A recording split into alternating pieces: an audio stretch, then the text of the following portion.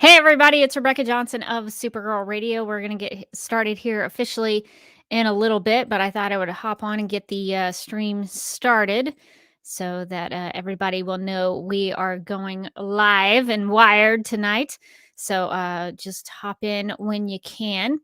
If you do have any questions or comments before we get started, put them in the comment section and I will be happy to address them.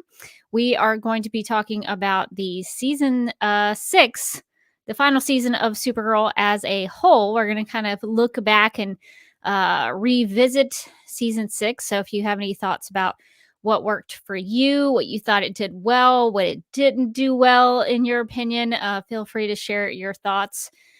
We will be doing a rating system at the end, and then we're also going to rank our all of the seasons of Supergirl. So all 6 seasons, we're going to rank them at the end to see where we stand. I sort of surprised myself when I was marking down my list of how I was going to rank them. I was like, but I feel pretty good about my ranking. I feel pretty good. But yeah, so we're going to be doing all of that. We're also going to take a look back at Lena's wardrobe from season 6. That was requested by a listener, so we are going to do that. I've gone through all of the episodes of season 6 and made screenshots, so we have visuals to go along with this week's Boardroom or Ballroom. So get ready for that. We're going to have to make a judgment call on what we think Lena's best look of season 6 is. That's going to be a very difficult or surprising call. I don't know. I think when I was going back through it, I was like, I have a definitive answer. So it wasn't as difficult for me, but it is interesting to see the variety of looks from Lena. So if you enjoy Boardroom or Ballroom, we're going to get pretty into that for this live stream. We haven't really done a full Boardroom or Ballroom in a while. So I think that works for this week to look back at her looks in season 6. Let's see. What else can I talk about? Let's see. Oh, there's some things on in the chat before I get into that. CM Goutier 74. I always read that as French. I don't know if it's meant to be French, but I always like to say Goutier. It sounds French. Says, just a note, Hallmark is showing Holly and Ivy at 9 p.m. Central for free. I don't have a DVR, so just letting peeps know, not paying $10 to see it. That's a great point. Thank you for sharing that in the chat. We are going to next week discuss the Hallmark Christmas movie, Holly and Ivy. It did win the poll. I guess I could share that while we are hanging out together. We did do a poll on Twitter about which Christmas movie we should review this year because we couldn't decide. So we just decided to put it out to everybody. And Holly and Ivy came from behind, really rallied in the last minute and beat out Buttons. We thought for sure Buttons would win. So we'll have to do Buttons another time. So we're going to be doing Buttons. No, not Buttons next week. Buttons didn't win the poll. We're going to be looking at Holly and Ivy. So if you want to watch the movie beforehand, feel free to do so and then come back and discuss it with us. And yeah, so it is, I think it was airing tonight. So I set it to record. So, but yeah, you can watch it on YouTube and probably several different places. All right. So I see Morgan with us. So hello, Morgan. How are you? Twist on that Holly and Ivy upset. I was all ready for Buttons. I knew exactly where to find Buttons online. I was like, I don't need to find anything but Buttons. And now I have to figure out a whole situation for this new one. Yeah, so Buttons got the ups. I mean, it was oh my god, like a narrow victory, but Buttons. Yeah, the Jeremy Jordan fans rallied and took care of business, so good for them. All right, so we'll talk about Holly and Ivy next week, and you know, wear your finest ugly Christmas sweater.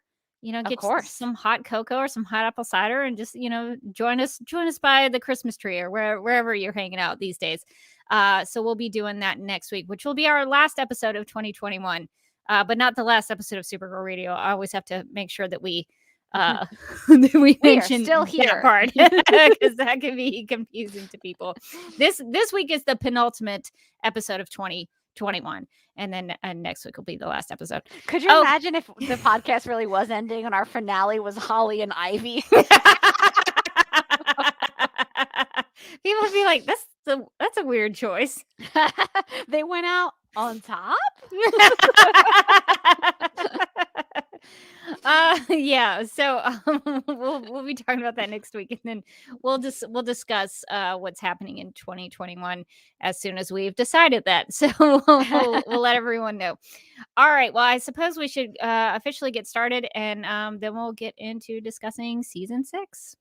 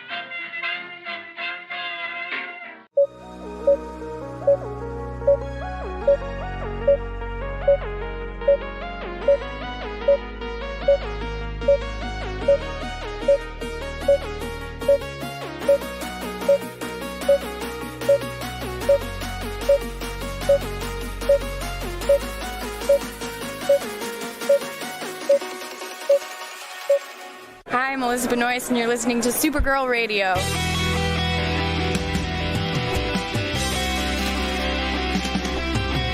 McGurk! I love Not mess typing. with my Google Docs, Meeksy. Supergirl Radio is going live every night of the week. How do you like it? Is becoming a human burrito a plus or a minus? I don't know. It does seem snug. I mean, they say you are what you eat. Kira. I love that. So I do a podcast called Supergirl Radio, and one of our segments is Lena Luthor, Boardroom or Ballroom, because She looks like a boss in this coat.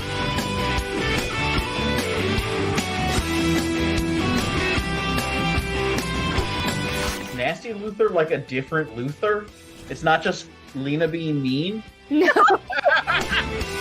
Helen Slater here. So fun to know that you're hosting a podcast called Supergirl Radio.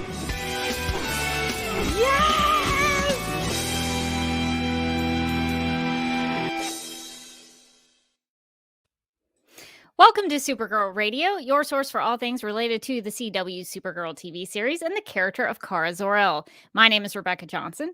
I'm Morgan Glennon. And for this episode of the podcast, we are live and wired to take a look back at Supergirl's 6th and final season. We're going to talk about, what worked for us.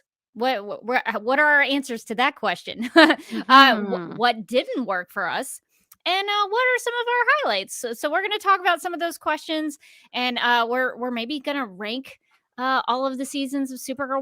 I think we did that in our last retrospective. So it'd be interesting to see if those rankings change at all now that we've gotten another season added to the book. So we'll just see where we come down on that now that the show is finished. So we're going to get into all that. Just kind of this is a good chance to look back at the season as a whole. Normally we talk about each episode at a time, but now it's like let's take a look at it in cumulative effect, I guess, to see what actually were they trying to do. Did they get there? Did they accomplish it? And if they did, was it good? I guess is the basis behind the season retrospective, if you've never joined us for one of these before.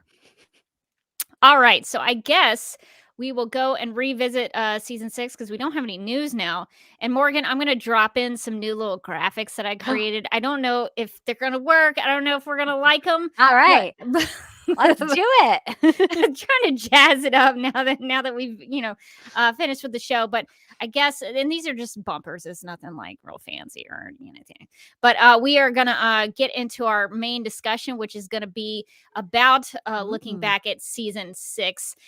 So I guess the thing that we should start with is the positive things, Morgan, about season 6, if you have those. I'm just kidding. I'm sure. I'm sure no, there is. I'm sure there is some. I have some. I have some. So during the season, we were kind of iffy on some things. But when you look back at season 6, what are some of the things, the aspects of the show that really worked for you, that you thought that came out as positive and well done? Okay. I'm sorry that I had to think that long. No, I really liked Nia's story this season, and I thought that her arc throughout the show has been like consistently good and well developed, and this season I thought was really good for her. I think we got back to her powers. I think that maybe even the writers on the show realized, like, what are her powers? I think maybe that was like a thing that they tacked up on the board. Nia Nal, what's up? And so they kind of took it back around and made it into a storyline about how she doesn't really understand how her powers work because of her mom was really supposed to be the one who guided her, and she lost her mom.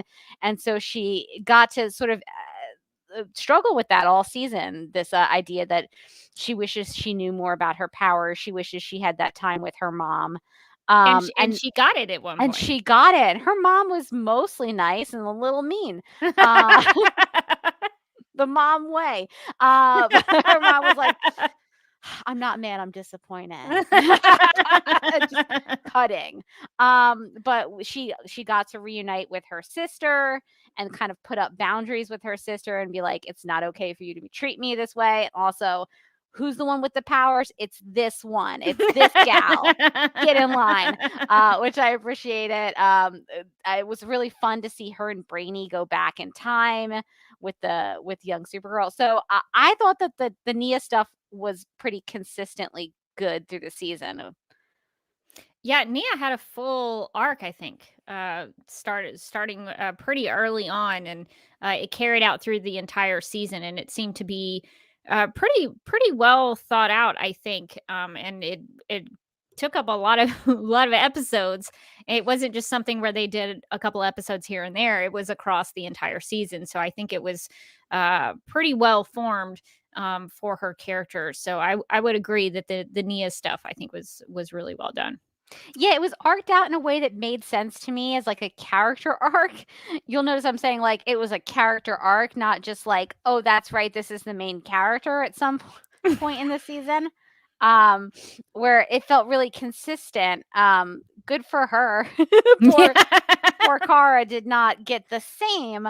But Nia had, I think, a really good season this year, especially in season 6, and got some really good stuff in there.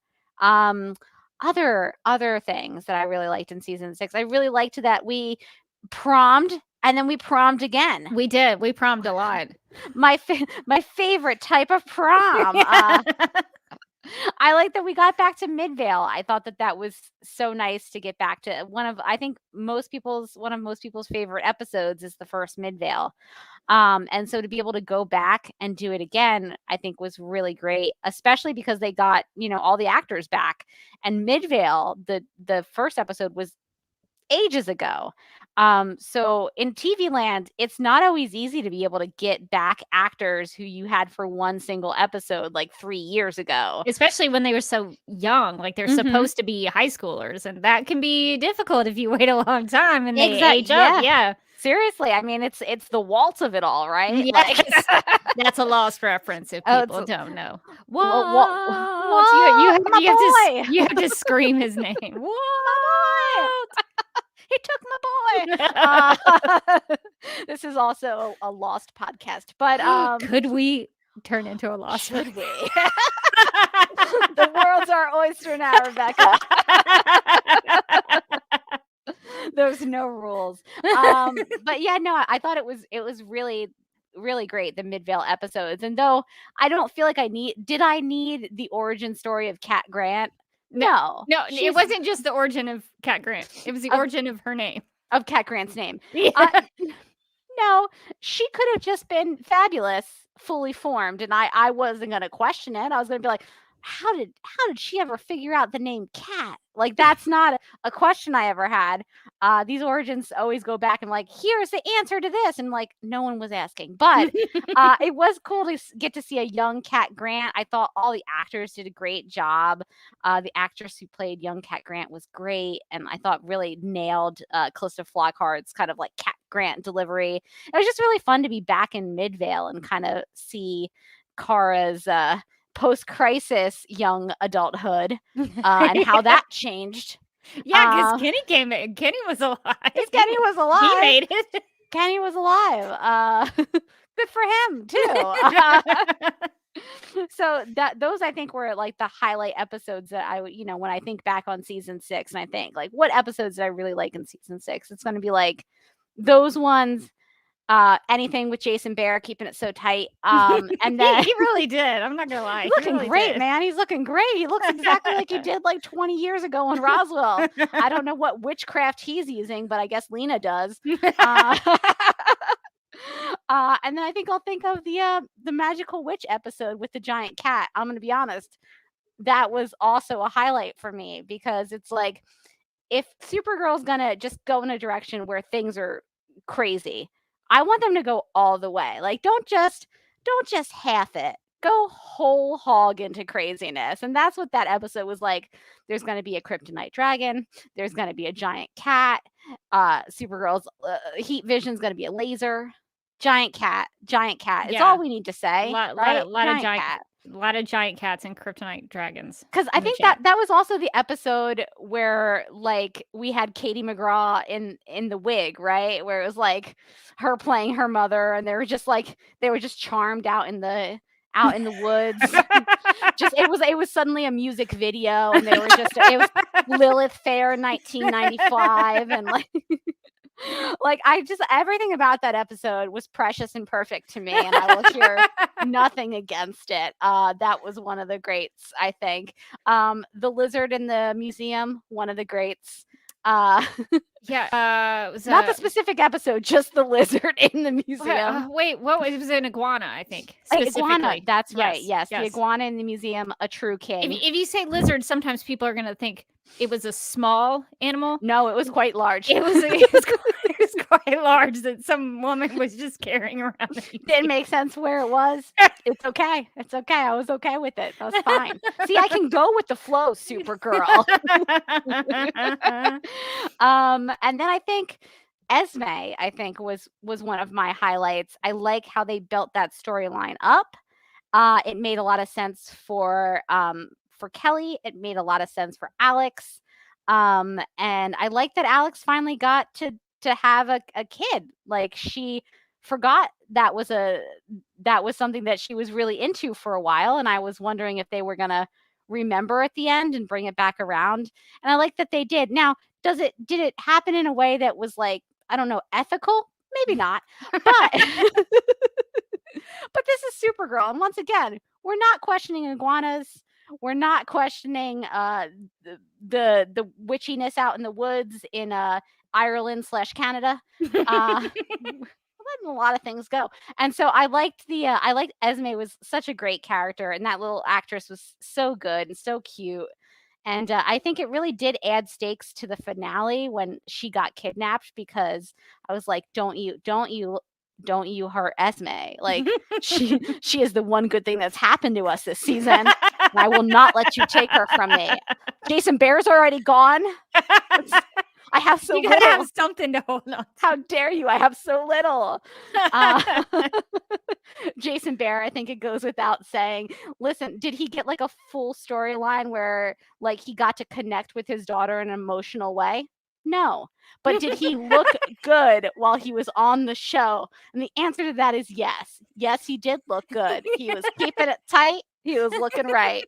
So for Jason Bear, I give big ups. That's one of my top positives. It's like not a storyline thing. It was just like, Jason Bear, man, I had a crush on you in high school and I continue to have a crush on you today. He was really working it in that red suit, suit with Yes. the S shield. Yeah. Yeah. And then immediately they were like off screen. And I was like, why? Bring him back.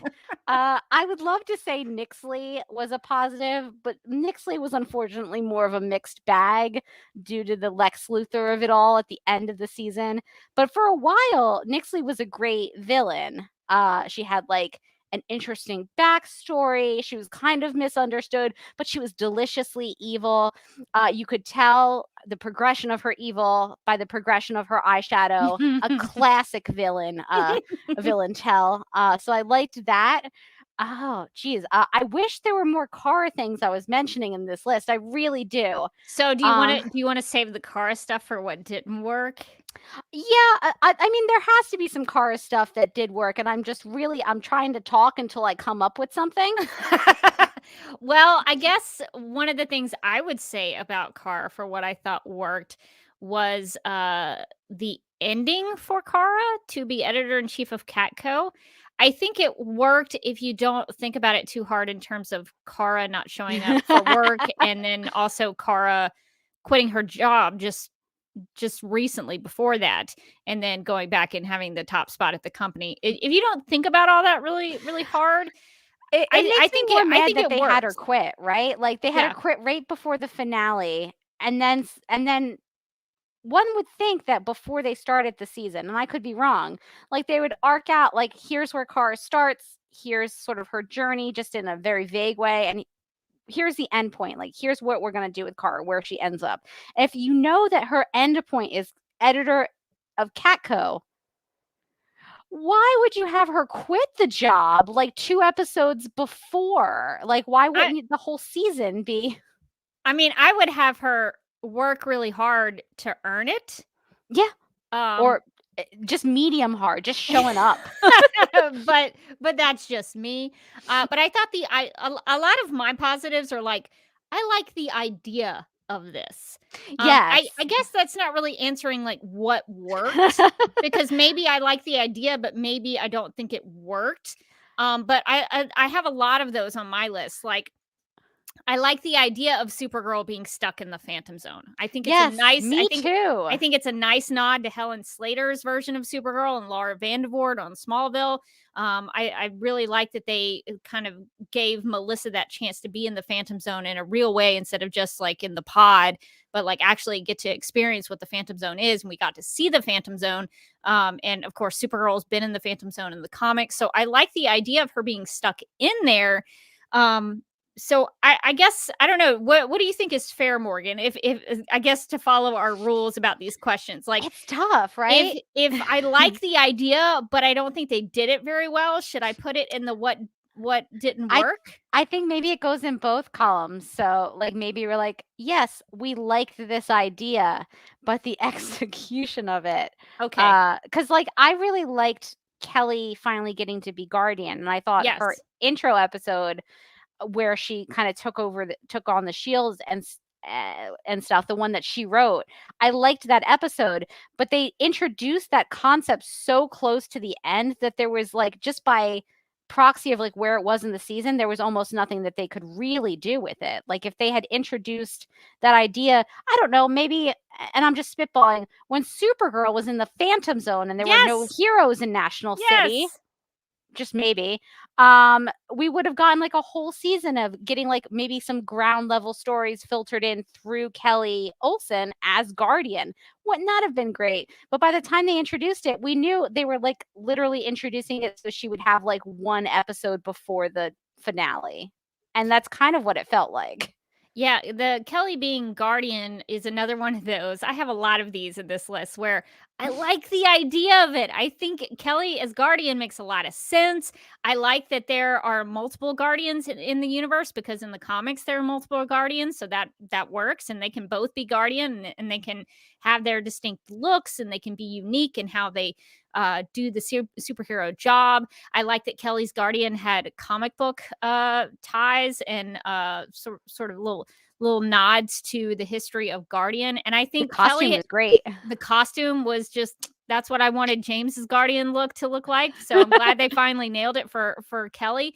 And I thought she had good motivation to pick up the Guardian mantle. And I like that the writing, at least in as much as they could, they took their time in getting her there. She didn't just become Guardian in one episode. Like, it took several episodes to happen. So I like most of what they did with the Guardian thing, but some of the episodes I don't think were very well written.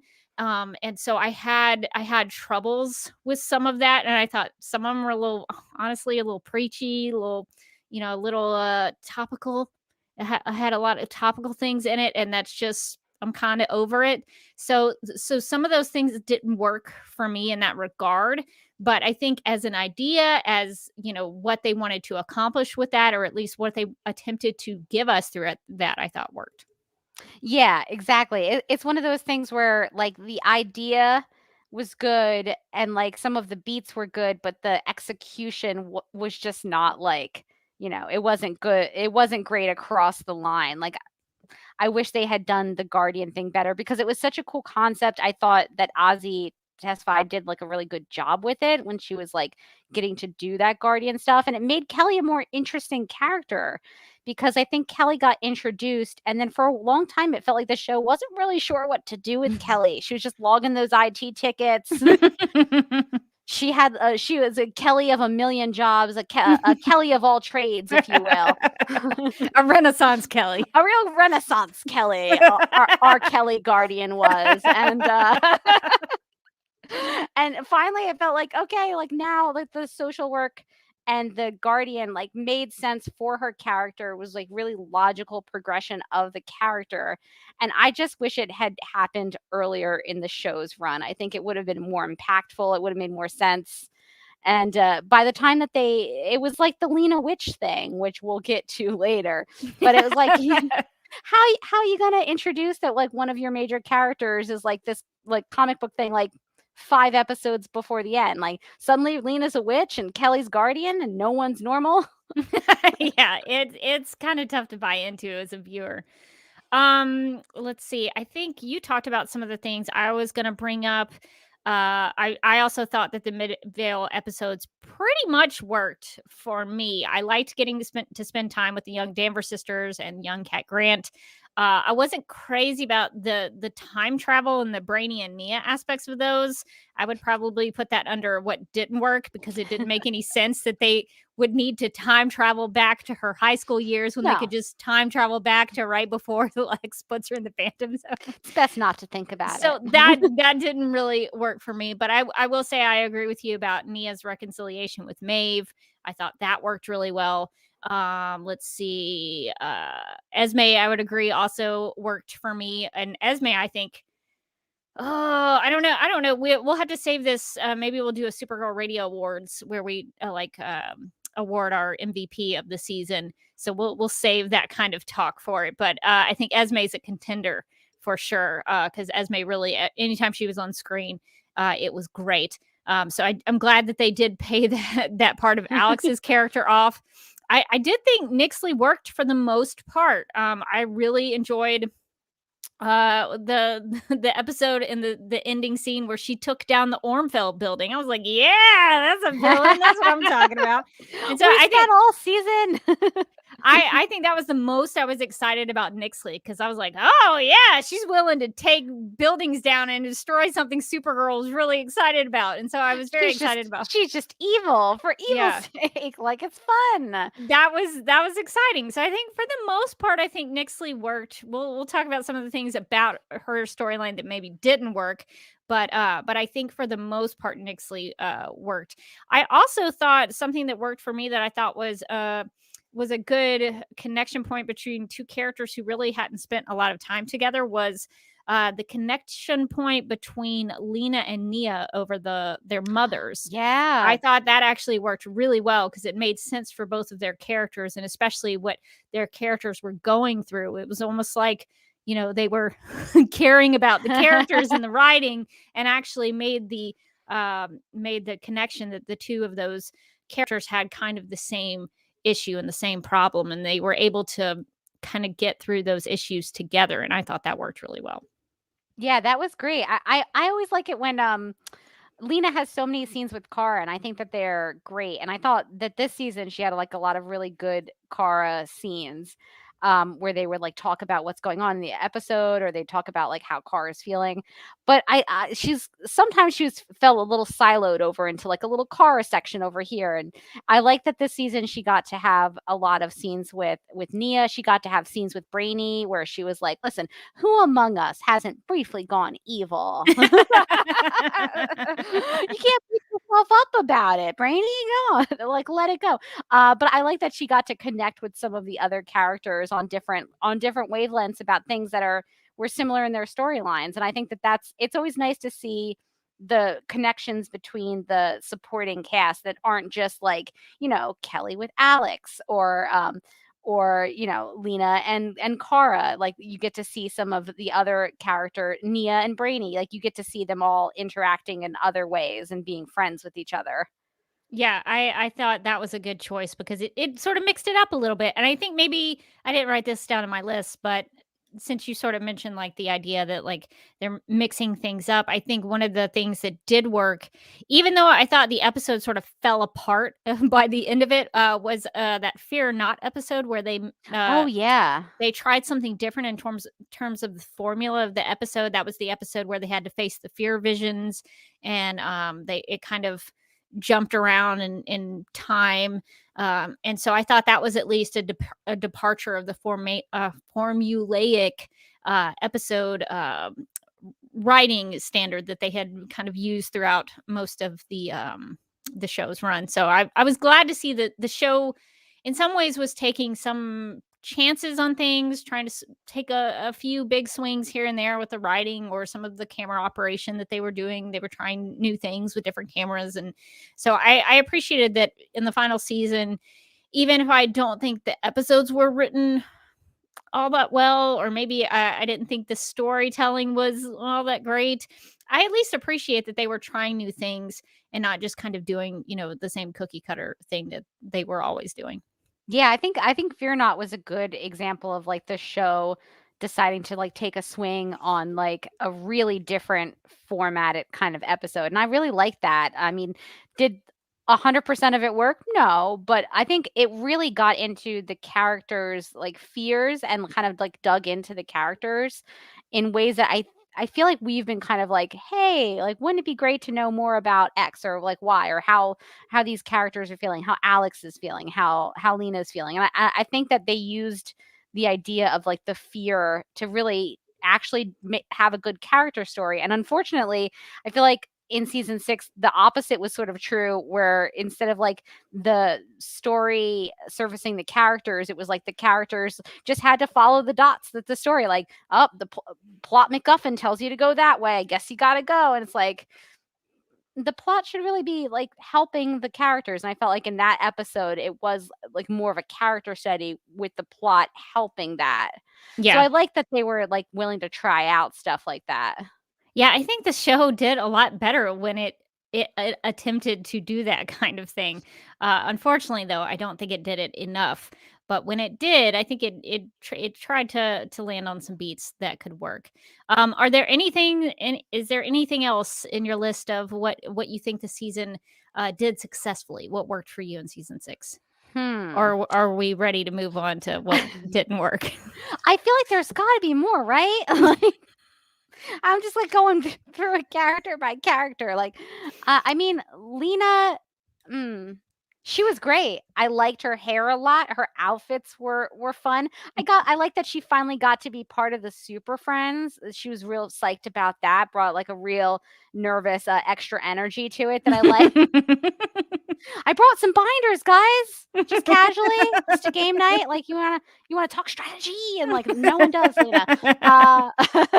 So I didn't like the witch thing, but I did like I like that we got like a little bit of backstory on her mom, but despite it being ridiculous, and that we got Lillian Luther back a couple of times. We did. Always a classic. I like that we got to see Cat Grant at the end. That was great. Yeah, I'm not really scrapping the bottom of the barrel now. It's like specific moments now. It's like there was that iguana. Did I mention the iguana? The iguana was a real star of the season. The only thing I will mention, sort of rounding out my list of what I think worked, was the return of Mixes-Pitalik, or Mixes-Pitalik, I think is how they say it on the show. But I thought Thomas Lennon returning as Mixie was a delight. I thought his singing of that parody of "I Will Survive" and sort of performing it in the tower for them was a great scene. So I think he really works on screen as that character, and he plays really well off of Melissa Benoist. And so I was glad to see him return. And so I wish that we had gotten to see more of him at the end of the season, but those are just, me as a fan just wanting to see more of him. But I think his return as Mixie, I think, worked pretty well. Yeah, I agree. I think he did a great job. I wish we had seen him at the end of the season, like get out of that little globe, just to know he's all right. Like, how you doing? That would have been great, but unfortunately, that's not the way it went. But it was nice to see him regardless. It was nice to see James in the finale and win, and to have that scene of the original Super Friends kind of talking about how things all started in the DEO and that like abandoned room in Catco and with nothing on the walls. I thought that was really nice. I wish we had gotten a couple more familiar faces pop up, but COVID probably also impacted that, unfortunately. Yeah, I think we have to show a little bit of grace because some of the production was probably a little nuts. So I guess we could just point that out there. Okay, let's move on to what we think didn't work about season 6. So Morgan, I guess we'll start with you. What are your thoughts? What did you think just wasn't working for you in season 6? So many things. I think my biggest complaint is, I think both of our biggest complaints, it's that this was the season that ended with an episode called Kara, and the season wasn't really about Kara. I mean, things happened to her, certainly. She did things. She went places. She achieved things, but it wasn't really about her in any way that I would normally think of a show being about its main character, which was weird. It's like, okay, well, Kara's in the Phantom Zone, and everyone's like, oh, who cares? Like, a lot of the storylines should have been cool, but just kind of didn't work out. Like, the Phantom Zone could have been really great, but it was just sort of medium. And like some of the other storylines that she had, the totems, I think I'm going to go on record and be like, nah, I'm good. That didn't work at all. I'm good with totems forever, maybe forever, ever. No, thank you. Because there was a perfect opportunity. I think my problem with season 6 overall was like a lot of missed opportunities. There were a lot of things that could have on paper worked out really well and then just didn't in execution. And so the totems could have been a really great vehicle to explore different aspects of Kara's character, like, how she's courageous, how she has hope, how, the different kind of things that we saw the Hope Totem do, the humanity of the character, and like having Kara go through these struggles and go through these challenges and learning new things about the character. And that is in no way how I felt. I think that's what they thought the Totem storyline was going to do. I don't think it's what the Totem storyline did. Well, she wasn't even the only one who did the gauntlet. Like, Jean did one of the gauntlets. Dreamer had to go find one of the totems. Like, it wasn't even, the totems weren't even all about her. There had to be one dreamer totem at least, which was fine. Like I think if all the other totems were dedicated to to Kara, then like one being the dreamer totem would have been fine. Oh, cool. But as it was, or maybe it could be Dreamer helping Kara achieve Yes. whatever she needed to do with that totem. only you, dreamer, can get this totem. It's like, yeah, because it's called the dream totem, of course. I mean, I can read. But like if all the other totems like related to Kara and sort of showed something about her character and like unveiled something that we either didn't know or just like reinforced something about her and like the direction she was going in, or like it revealed a struggle that she was having. Yeah, that would have been great. But and I think I honestly think when they like put those like little sticky notes on the board and they like put the index cards and they put it up, they're like, oh, we're gonna have these totems and they're gonna be related to like different things and they're gonna show something about Kara. And I don't know what happened between that grand idea and what filtered down to my television, because those were different. I think that they started from a good place, and I think somewhere it went awry, and then we were watching, we were like, well, how do these things even work? See, you're going off the assumption that the writers intended to make it about Kara. I'm of the opinion I don't think that's what happened at all. Like, I don't They think were they like- had any intention in They making were the like, totems. we need a about Rubik's Cube for the end of this season because boy, howdy, are we tired. Like, just give me a nice template to slip in like my dialogue and Well- then let's call it a day. Well, and taking it a step further, like I would be okay with the totems if other characters had to beat the gauntlets in the totems, and it wasn't just about Kara. The problem with the totems for me was that they were confusing. The rules changed all the time. They were very inconsistent. Supergirl really didn't have much to do with them in terms of beating them or achieving something.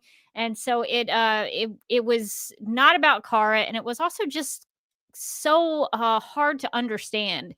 And it was I don't think the rules were set up very well, and it was just really confusing. And I think that was the downside of the totems and why it didn't work for me. And ultimately, in the end, it was just kind of like they didn't even have to. The Super Friends didn't even really have to do anything to defeat the big bads who achieved the All Stone. They ended up creating the All Stone, and then they didn't No. really even do anything to defeat them. So They were hoisted by their own petards. yeah, it just seemed like the totem storyline was just something to give them to do for episodes. And so I don't think it really, in the end, I think the most disappointing thing for me and why the totem storyline didn't work is that it didn't really seem to achieve anything. It didn't seem to have a purpose or any kind of meaning. I guess the meaning, I guess, towards the end was that Supergirl needed to inspire people to use their own power and have their own hope, I guess. But it didn't seem like it went anywhere by the end of it. So I think that's why it didn't really fully work for me. And just from like a personal standpoint, just as a person who watched the show, it was driving me nuts trying to figure out how the totems worked. And I think it's safe to say that you and I maybe put in a little bit more brain power and thought into into the episodes than like the average person watching Supergirl. Maybe they watch every week and they're like, "Oh, this is fun." I don't know how, if you're just sort of casually watching it, you can like follow the totem rules at all, because there are no rules. The only rule is that there are no rules. It's Calvin Ball. It's Calvin Ball. It's Calvin Ball. And I couldn't deal with it. I couldn't deal with again, why was there an iguana in a museum? Just casually on some lady's shoulder. I don't know. That's fine. He looks happy. That dude It's is because they living life. needed a dragon to show up in the museum. Exactly. I don't if a storyline is ridiculous, I will go along with a lot. But there were problems, like the totem stuff would change scene to scene. Scene to scene. It wasn't even like line of dialogue to line of dialogue. Like the rules for the totems would be changing. And I was like, wait, I'm sorry. I thought that you just said this completely different thing. And like it was so there were no stakes because there were no rules. Like if the totem can be whatever you want it to be, then why do I care? Like, why am I so concerned about it? Like, you'll just abracadabra it into something different. Lena can do that for you. Yeah, she duplicated one of the totems one time, magically like replicated like a fake version of one.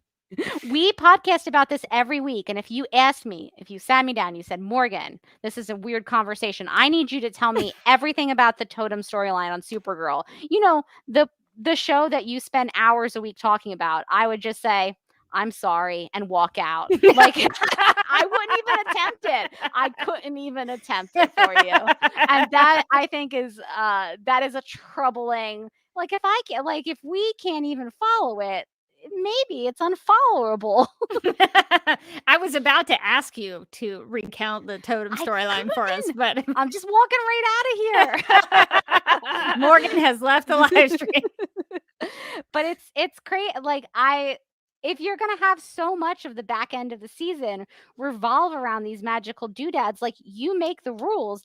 Just sit down in a room, think out they don't have to be this complex. Like, the rules of the totems were like ever changing. Like, just pick out like 2 or 3 like big rules of the totem, put them on a board somewhere. Just don't violate those. Yeah, just stick to them. Like, Yeah. I don't like, it's a fantasy show. You need to have some sort of system to your fantasy, doodad or trinket. It's not that hard. Like, many authors have done it for millions of years. Like, just establish rules, and then within those rules you can do the story. At like the totem rules would change every week. Yeah, it was so confusing. So anything else about the season that you thought did not work? Oh, geez. Lex, I think, Lex coming back strong at the end of the season. Not necessary, really. And then immediately taking over the whole season as he is wont to do. He started in the beginning of the season. He sort of bookended the season with like a lot of Lex. And the thing about Lex, which is weird to me, is like, I've never like groaned more when a character shows up when I like the character and I think the performance is great. Like, he is a great Lex Luthor, Ducky Lex Luthor, one of my favorites. But anytime, like, the writers were so obsessed with Lex that you couldn't just have like a normal amount of Lex. You couldn't just have like a great, like a Lillian Luthor style, like a little cameo, come in for an episode, go out, like, maybe he's working on something evil. He just devoured the whole show every time that he came on. And so, even though I love John Cryer's performance as Lex Luthor, and I think he's a great Lex, I wish that he had just been brought back, like, sparingly, like maybe just for one episode in the finale or something. Like, why the love story with him and Nixley? It didn't make sense. It was so poorly thought out that even the actors were like, why is this happening? Like, you know why? It's because everything mostly happened off screen. We don't know how Lex traveled to the future. We don't know a lot of, he tells Nixley some of the things that happened to them in the future, but we never see any of that. We don't get flashbacks of them. We don't see any of their interaction, what it looked like for them in the future. And it just kind of happens off screen. And so that, I think that's why so many of us, including the actors, were like, what? So I agree. I thought it was pretty, I guess it was in a lot of ways too lazy and too easy for me with the Lex Luthor stuff. He got out of the legal trouble that he should have been in some pretty hot water. He and Lena at the beginning of the season, I thought, should have been in some real hot water for trying to mind control the world. Even Julie Gonzalez, Andrea Rojas, I thought should have. There were 3 characters on the show I thought should have gone to prison for the rest of their lives, and they never did. So that was one of the things that didn't work out for me, but especially with Lex Luthor. He got out of it too easily. He fell in love with an alien, even though he had always hated aliens. Off screen, mind you. Yes, off screen. And he even in the premiere talked about how much he disliked Kryptonians. And by the end of the season, we're supposed to buy that he fell in love with a magical imp from the 5th dimension. And then most of it was off screen. And so I agree with you. I think the Lex Luthor stuff should have been saved for like little small bits and pieces here and there, and maybe like interactions with Lena. But I don't think he should have come back. The fact that Lex was the big bad in season 4, season 5, and season 6 is what a waste in terms of the fact that like you could have used other characters and you wasted opportunities. And to it have other completely characters. undercut Nixley, who was a good villain. Who was great up until then. Who was a great villain that they completely undercut, like right at the end with this Lex and Nixley romance. That like she was basically much like the audience. She was just told that she was supposed to like Lex. Like it wasn't. He was just like, in the future, we're together. We're a power couple, and she's like, okay. It was like the writers like telling the characters like, this is what you should do. You have to do this. And it was so annoying. It was like a lot of the season was like the classic Jurassic Park. Like, just because you can, did you think about if you should? Like, just because maybe you shouldn't build that dinosaur. Maybe you shouldn't build that dinosaur just because you can use Lex Luthor as much as you want. Should you? Yeah. And it was, he completely like ate up the end of the season. And I think it's the Lex and Nixley thing is sort of like another issue I had with the season, which is that like things were popping in off Screensville, but we missed a lot of it. Like, Alex telling Kelly about that Kara being Supergirl off screen. Like, so many things that would happen off screen, and they would just like throw a line. Like, you'd be like, "Wait, what happened?" They throw a line of dialogue, like, "Oh yeah, I told her about that earlier." Oh, that huge plot thing that we've been waiting for. I remember us being so confused about that because for such a long time we never knew if Kelly knew that Kara was Supergirl. We questioned it for so long. Yeah, that's a fault in the writing that kind of thing happened, and we were so confused as the audience. Like, and it wasn't just us. I know people on Twitter. I saw people on Twitter talking about it. Our listeners were talking about it. Yeah. So it was an overall audience confusion, and that's mishandling from the writers. And what was more strange to me was after that the showrunners were like, well, we didn't feel like we needed to put that in because that's already kind of happened with some other characters. And I was like, no, you still have to address that. Like, it's a big deal. And it's like, maybe you could make the argument like, well, Kara and Kelly aren't close, so like it doesn't matter. But Kelly and Alex are kind of close. You could have made it about Alex and Kelly and told it from like the relationship point of view. Like, presumably that's a pretty big secret that your partner is just sitting on for a really long time. How does Kelly feel about that? Chill. She feels chill about it. She's good. Because that could put Kelly in danger. So that's something that Kelly would need to know. That's a big deal. Yes. So unfortunately, a lot of things happened in Off Screensville. A lot happened. I don't think I hate to bring my boy Jason Behr into this because, again, highlight for me. I think I know where you're going. But there was just so little connection between Kara and her dad. It was like she finds out her dad is alive, which I think we could argue is taking away Supergirl's primary trauma in the last season and making both of her parents actually alive. Does that like undercut a little bit of the character that we've whatever? But there was so little. It felt like they gave those two characters so little time to like talk or have like emotional moments with each other. And when he decided to go back off to Argo, she was just like, "All right, see you, Dad." Like, you thought he was dead for like most of your life. You just found out like Jason Behr's character also had like very little trauma from spending years and years and years in the Phantom Zone. He thought Earth was Krypton. That was like his big thing. Is he misspoke one time and said Krypton instead of Earth, and that was his big trauma. He got to Earth and he was like, "Should we stop polluting?" And everyone's like, "Shh, we like polluting." And he was like, "All right, off to Argo." it was just, I wish that they had done, this is like a huge deal for Kara, for her character, for her storyline, her family. Now both of her parents are alive. That's a And huge it's a deal for huge Supergirl. deal. I don't feel like we ever really got to see her. She was very laissez-faire about her dad being alive. She was like, "Oh, hey, Dad, what's up?" And she spent most of the Phantom Zone time with him, like, we need to get out of here. I need to get back to Earth. Like, she didn't Yeah. even like, and I understand this is another one of those things where I feel like I have to show a little grace to the show because of Melissa Benoist's maternity leave, and they had to work around some of those issues. But at the same time, I would agree, this is on my list of things I did not think worked about the season, was the fact that now Kara's both of her parents are alive, and the show was completely uninterested in exploring that part of Kara's character. Even if you couldn't do it at the very beginning, you still could have done it towards the end when Melissa was a little more involved.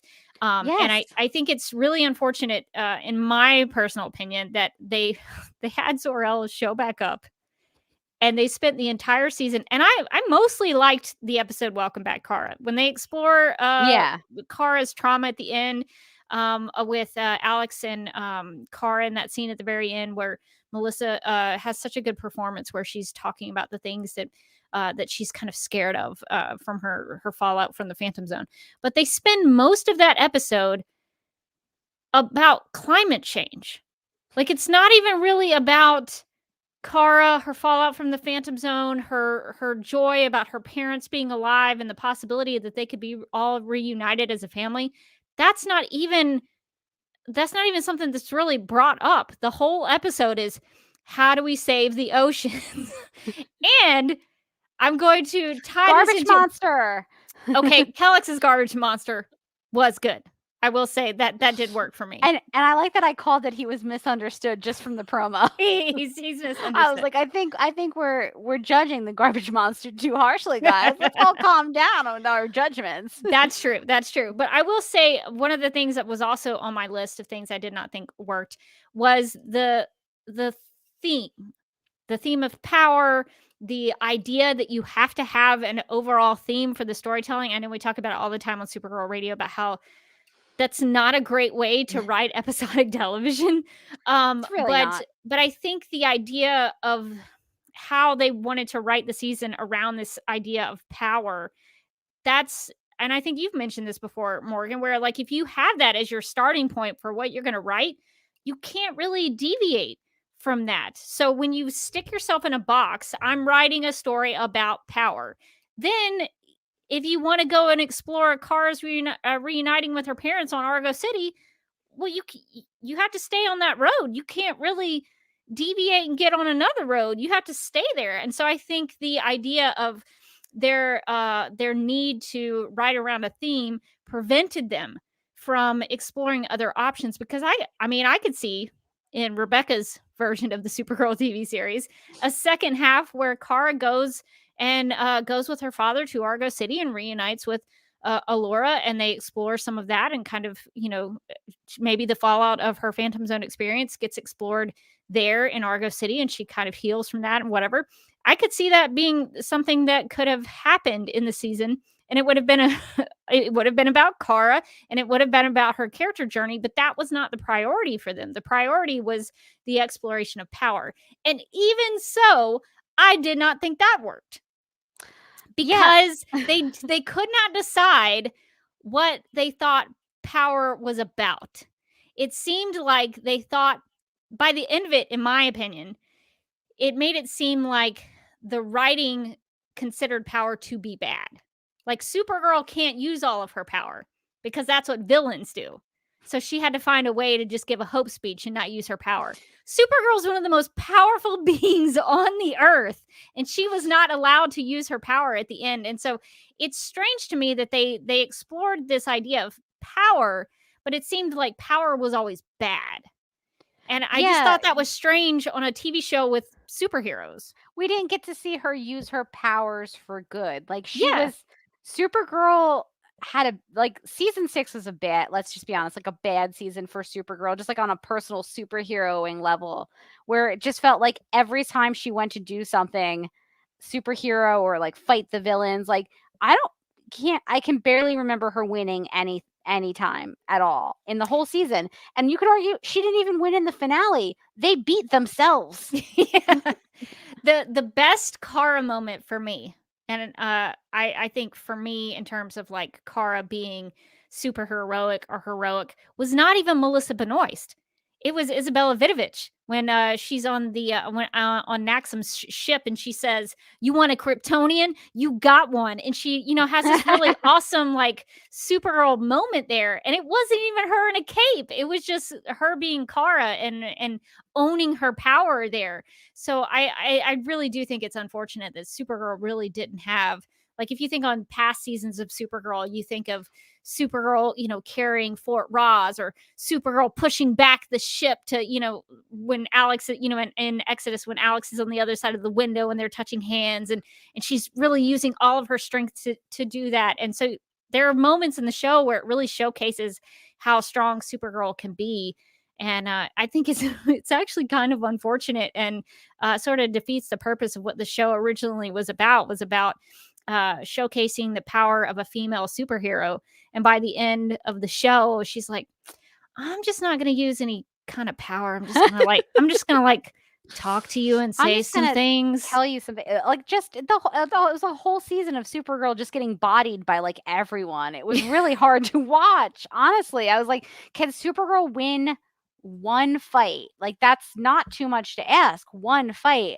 And talking about things that didn't work for me in season 6, the superfication of all of the super friends was a big problem for me, because Supergirl started out the show as like the superhero on the show, and by the end they weren't even like, we have to call Supergirl. It was like, get me an exclusive with the super friends. Like, any of them would have done. Like, is there a tier to the super friends? Maybe is there? Yeah, like, what maybe makes Supergirl special? Is there maybe like a lead singer to the super friends? No, they're all the same. They all sing solos at different points. It was so like the fact that every character had to have a superpower or be a superhero by the end of the season, thus making Supergirl just one of several options for National City, sort of like a pick your poison. It was just so strange, and like by the end, they weren't even like, we have to call Supergirl. It was like, what's going on with the Super Friends? Like when Supergirl transitioned over into the Super Friends, like that's when I was like, I already didn't like it last season. I think that was maybe a controversial opinion when Alex decided to be Sentinel, or decided to be a vigilante and wear an outfit and put on about a pound of eye makeup. I was like, why do we need this? She was already doing this stuff. The blue streak in her hair. The blue streak in her hair. Forget. She clipped that Claire's blue streak in. She's like, I got 1,000,000 of them, don't worry. And she was off to the races, but I didn't feel like she needed it.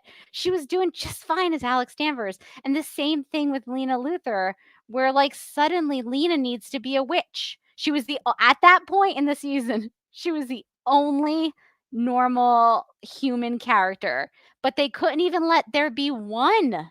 They couldn't even let there be one human character in the whole group.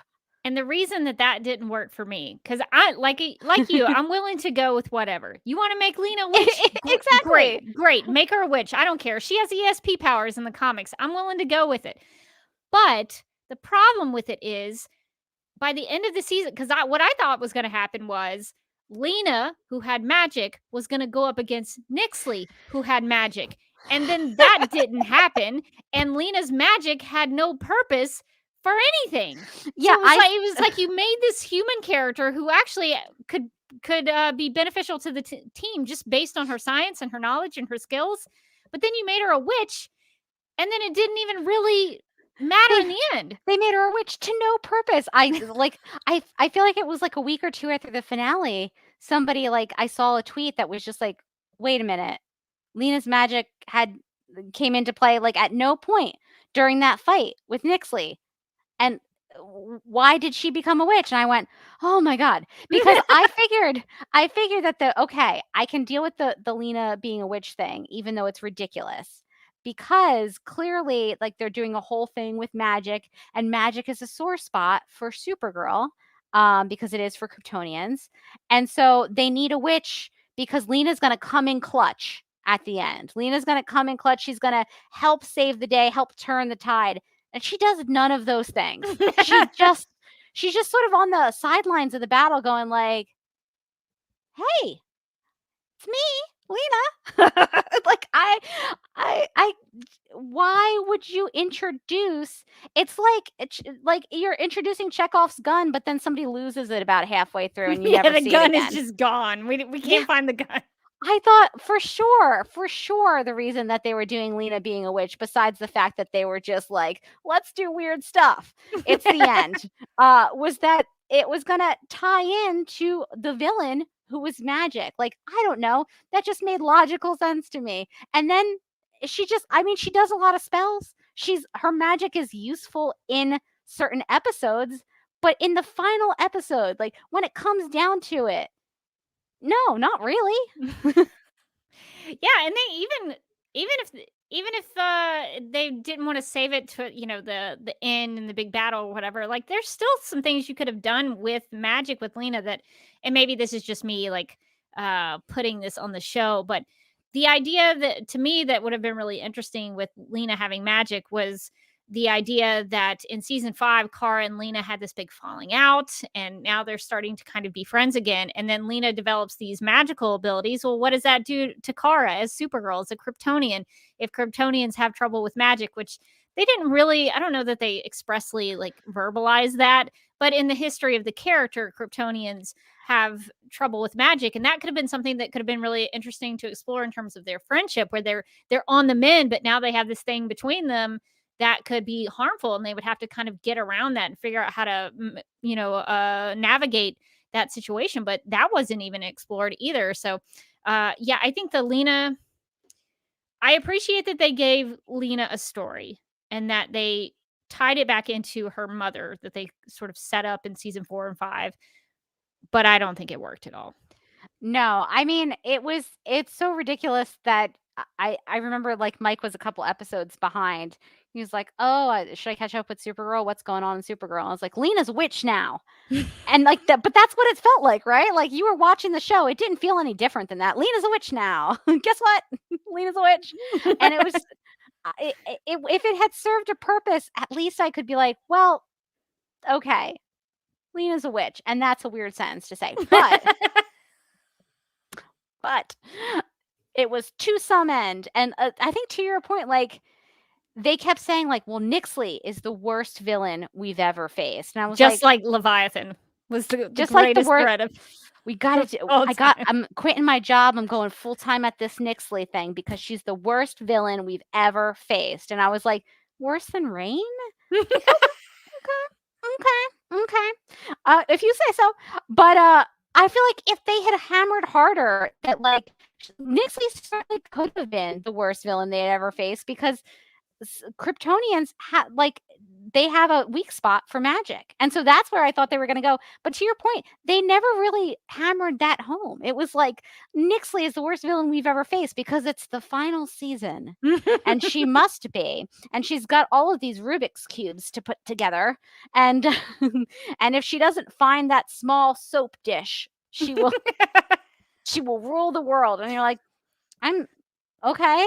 It feels like there was an easier way to get there. Just making it a little bit more clear that Kryptonians have a hard time with magic.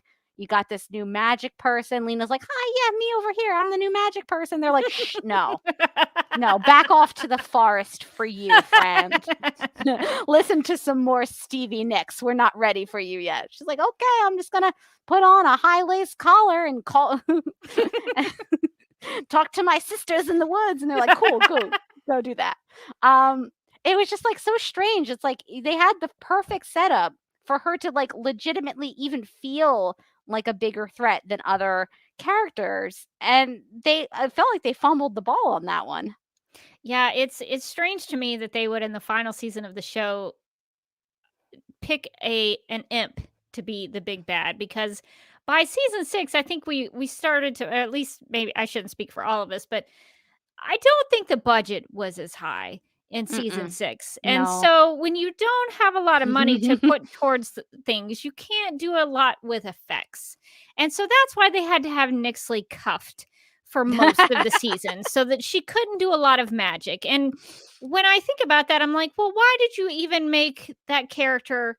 Why did you even bring a character in who was a magical imp from the 5th dimension if you had no interest in doing any magical thing? Now, to be fair, they did do the kryptonite dragon, and they did do the giant cat, They did do the giant cat.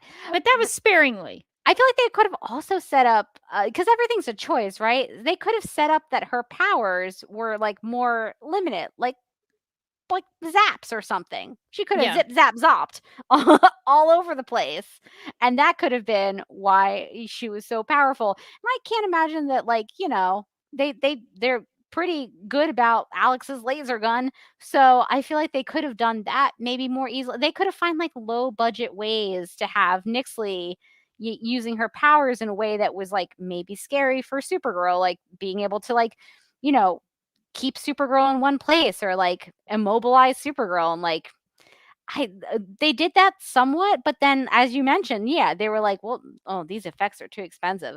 Cuff her.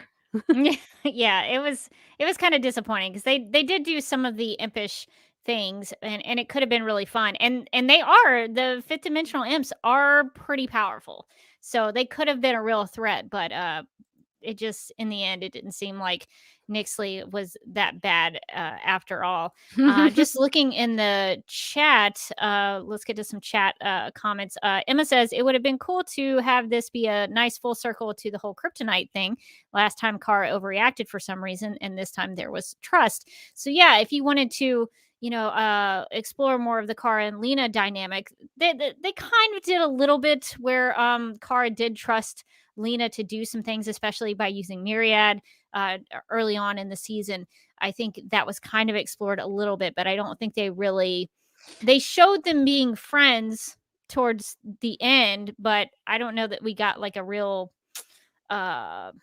progression from you tried to mind control the world to get back at me, and now we're best friends again. And it's like, well, shouldn't there have been like a little bit of a progression to get there? I think the more than one problem, episode. I think the real problem was that they had that whole, Lena turning to the dark side storyline in season 5 that they had to rush the ending on because of COVID, which was not their fault and was tough. But then they immediately put Kara into the Phantom Zone for like the first chunk of season 6. And by the time Kara comes out of the Phantom Zone, like, Lena mind controlling the world is kind of old news. Yeah. Like, it's happened so many episodes ago that if Kara was like, I'm still mad at you, you'd be like, really? Still? Let it go. She just tried to mind control the world. It's no big deal. Mind control the world. Look at, she just made you tea. Don't you like tea? So I feel like they kind of missed their opportunity of like having like complex Kara and Lena stories where they kind of have complicated feelings about each other, because she was stuck in the Phantom Zone for so much of what I would have imagined that time would have been. And I feel like if we had gotten more time at the back end of season 5 for like Lena's redemption, we would have gotten some of that in the show last season. And like that would have kind of felt like it had ended in like a more organic place with their friendship. But as it was, like the season 5 finale, Lena's like, whoops, my bad. And Kara's like, no big deal.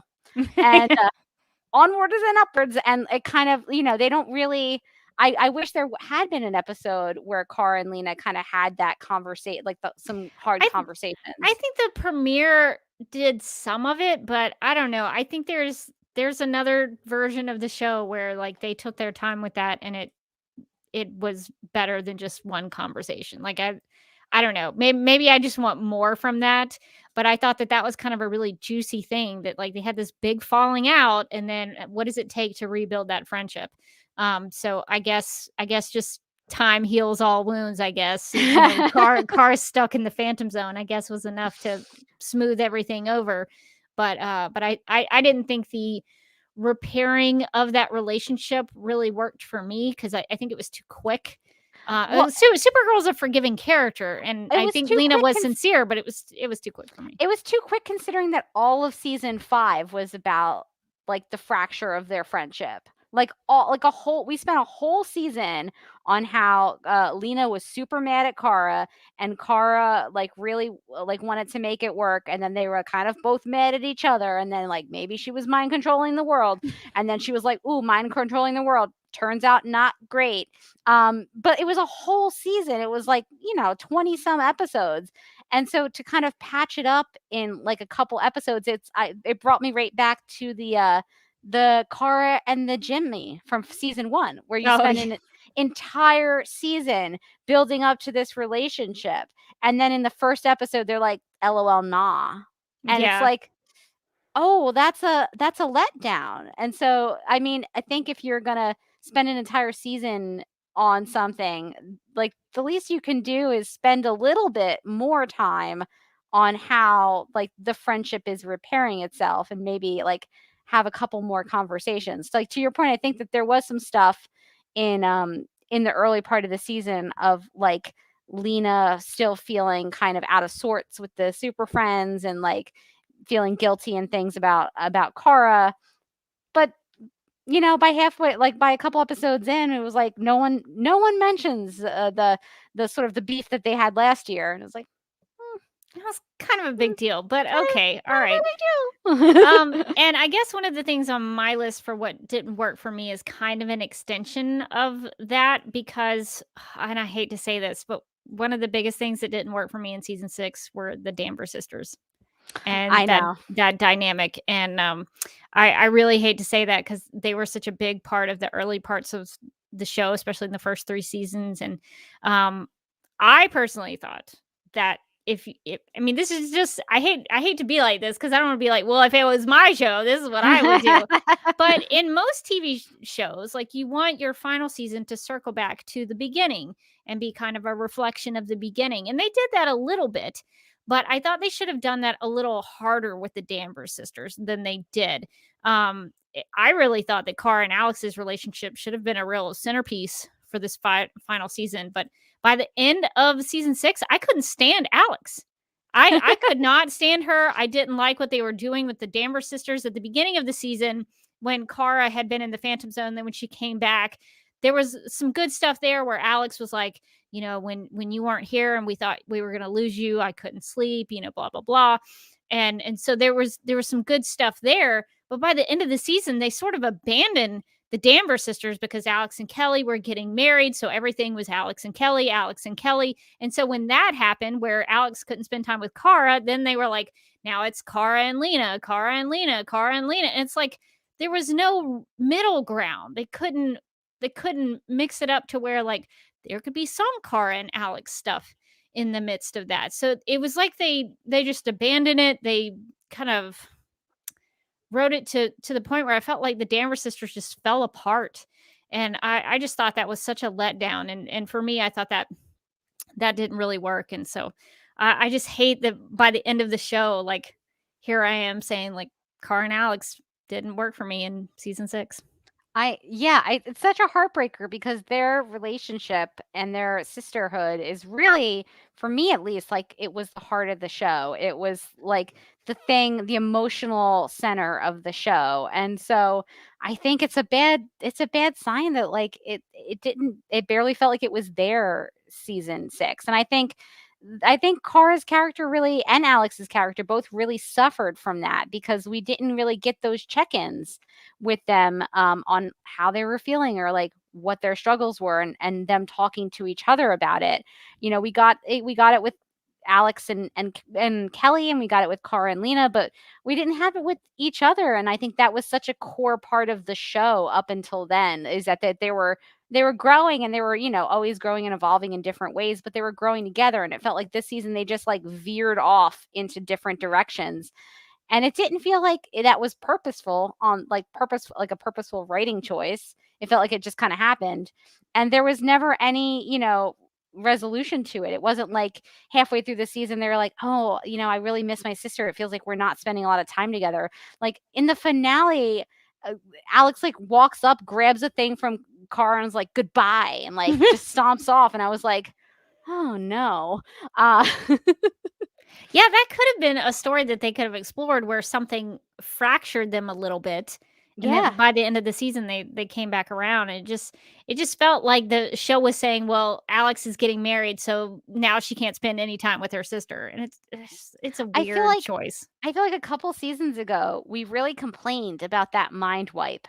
And like to take me back to the time of the mind wipe, I hate to because at least that was like about Kara and about her them. sister, right? It was about them. It was about how hard it was for Kara that Alex didn't know her secret, and how Alex was like distrustful of Supergirl, and how tough that was. And like those are all Kara and Alex stories, right? And like I can't even imagine something like that happening in season 6. If Alex had lost her memory of Kara's identity, they would have just been like, all right, and like gone on with their day. It's weird to look back on things that I complained about a couple seasons ago and be like, that wasn't so bad. Yeah, take the grass was much better. Take the grass. Iconic. Iconic. Well, it kills me that I say that Car and Alex just were kind of a big failure towards the end of the season for me. That's just really unfortunate, but that did definitely not work for me. Okay, so before we move on, Morgan, are there any other things that did not work for you in season 6 that we did not mention? Yeah, the brainy thing. Oh, yes. Okay. Not specifically brainy throughout the whole season, but I'd say more the brainy thing that they introduced, like Kara being a witch, right at the end, where they were like, guess what? Your people are dying, and you need to go to save them. You need to go to the future and merge with the big brain, and you will cease to become you, and you will become one of many or whatever. But you'll save your people. And he was like, well, that sucks, because I've got like a whole like relationship going on here, and like a pretty nice place. The real estate's kind of crappy here, and I understood it was emotional. It was a weird thing to introduce right at the end, but I was like, okay, so like all of our favorite characters are going to be fine except Brainy, who's kind of low key dead. That's a weird flex for the end of the show, kind of disrespectful to Jesse, but okay, all right, let's go, we'll go with it. And then at the last minute, like literally the last episode, he's like, nah, what? They never explain how are his people just dead now. He's just chill with that. He just let all of the Kaluans just die out. What? Why? And it's inexplicable to me. That whole thing was inexplicable to me. There was nobody asked you to like bring up that they were all dying. Then don't bring up that they're all dying. Just let Brainy have maybe let him do a smart thing, just one in a whole season. He's supposed to be the smartest person. He's a 12th level intellect. I don't think he is. Maybe he's like a 1 or a 2 level. Maybe he just put them together. They never let poor Brainy be smart, which really sucked. It's like the one thing he's known for, and they're like, nah. But yeah, there was no reason that they had to introduce that storyline, like none at all. And so then they introduced it and completely undermined it like an episode later. And I was like, to what end? To what end? Like, why are you doing this to us?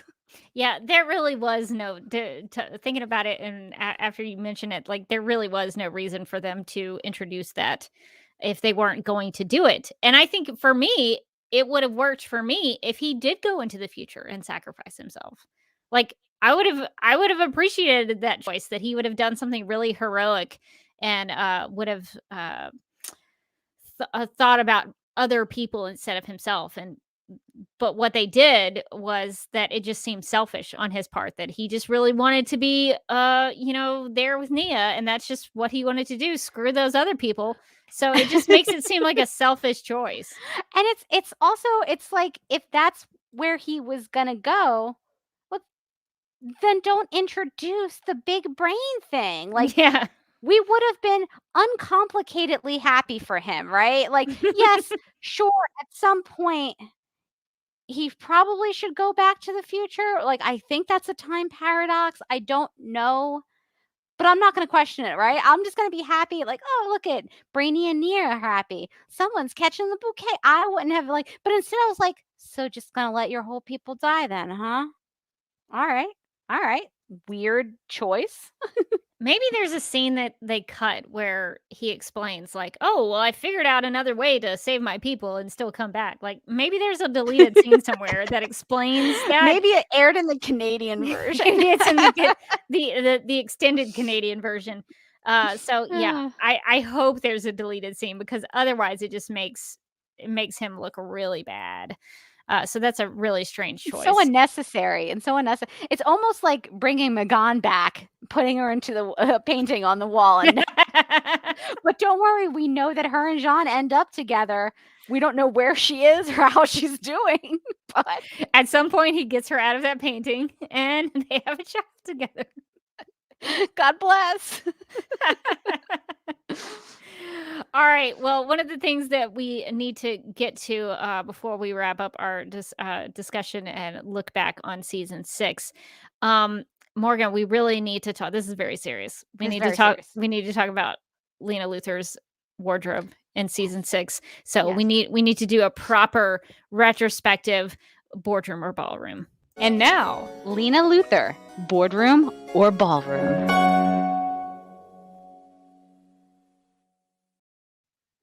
All right, I think the only way to really do this is to go episode by episode.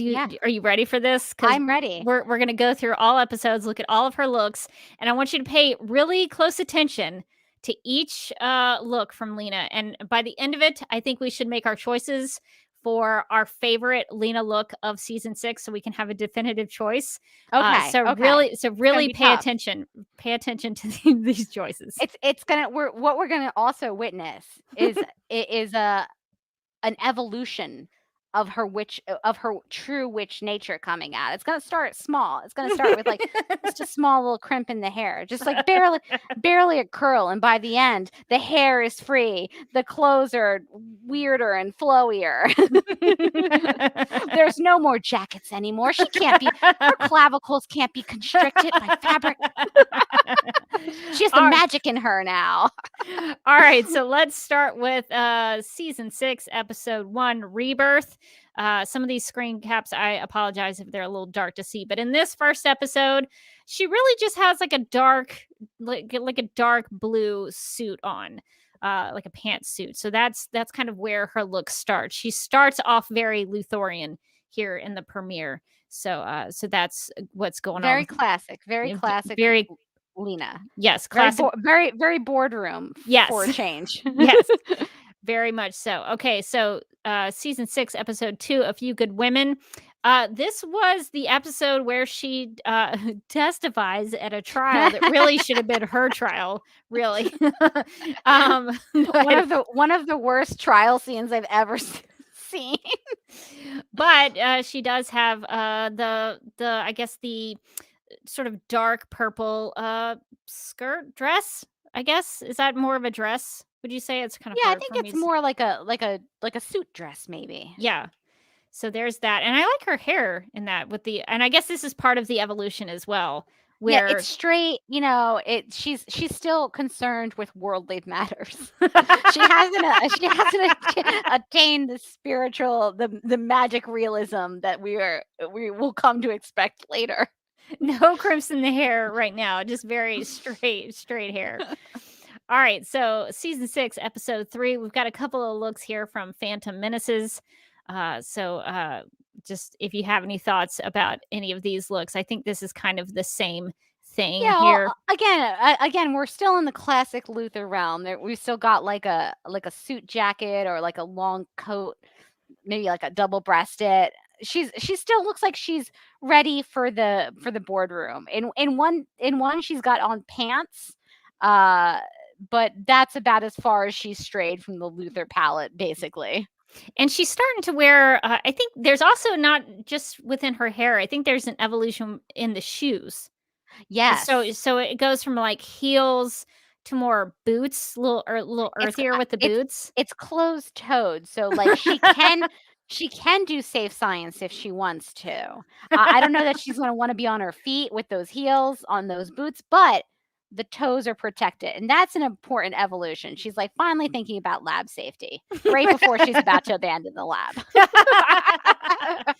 All right, season 6, episode 4, Lost Souls. We've got some boots here as well. This is I will say I think this is a low point for Lena Luthor fashion. She is in so many layers that she's basically covered head to toe. That's true. She's got on a long dress over like high boots with like a full length jacket on top. Like they're all in shades of brown, and it looks like brown and black. And it's just kind of a dowdy look for Lena, honestly. It's not my favorite Lena. Like I think this is a tough episode for her, and she's feeling it in those clothes. She is a lost soul in her wardrobe. Yes. All right, so let's look at season 6, episode 7. This is Fear Not.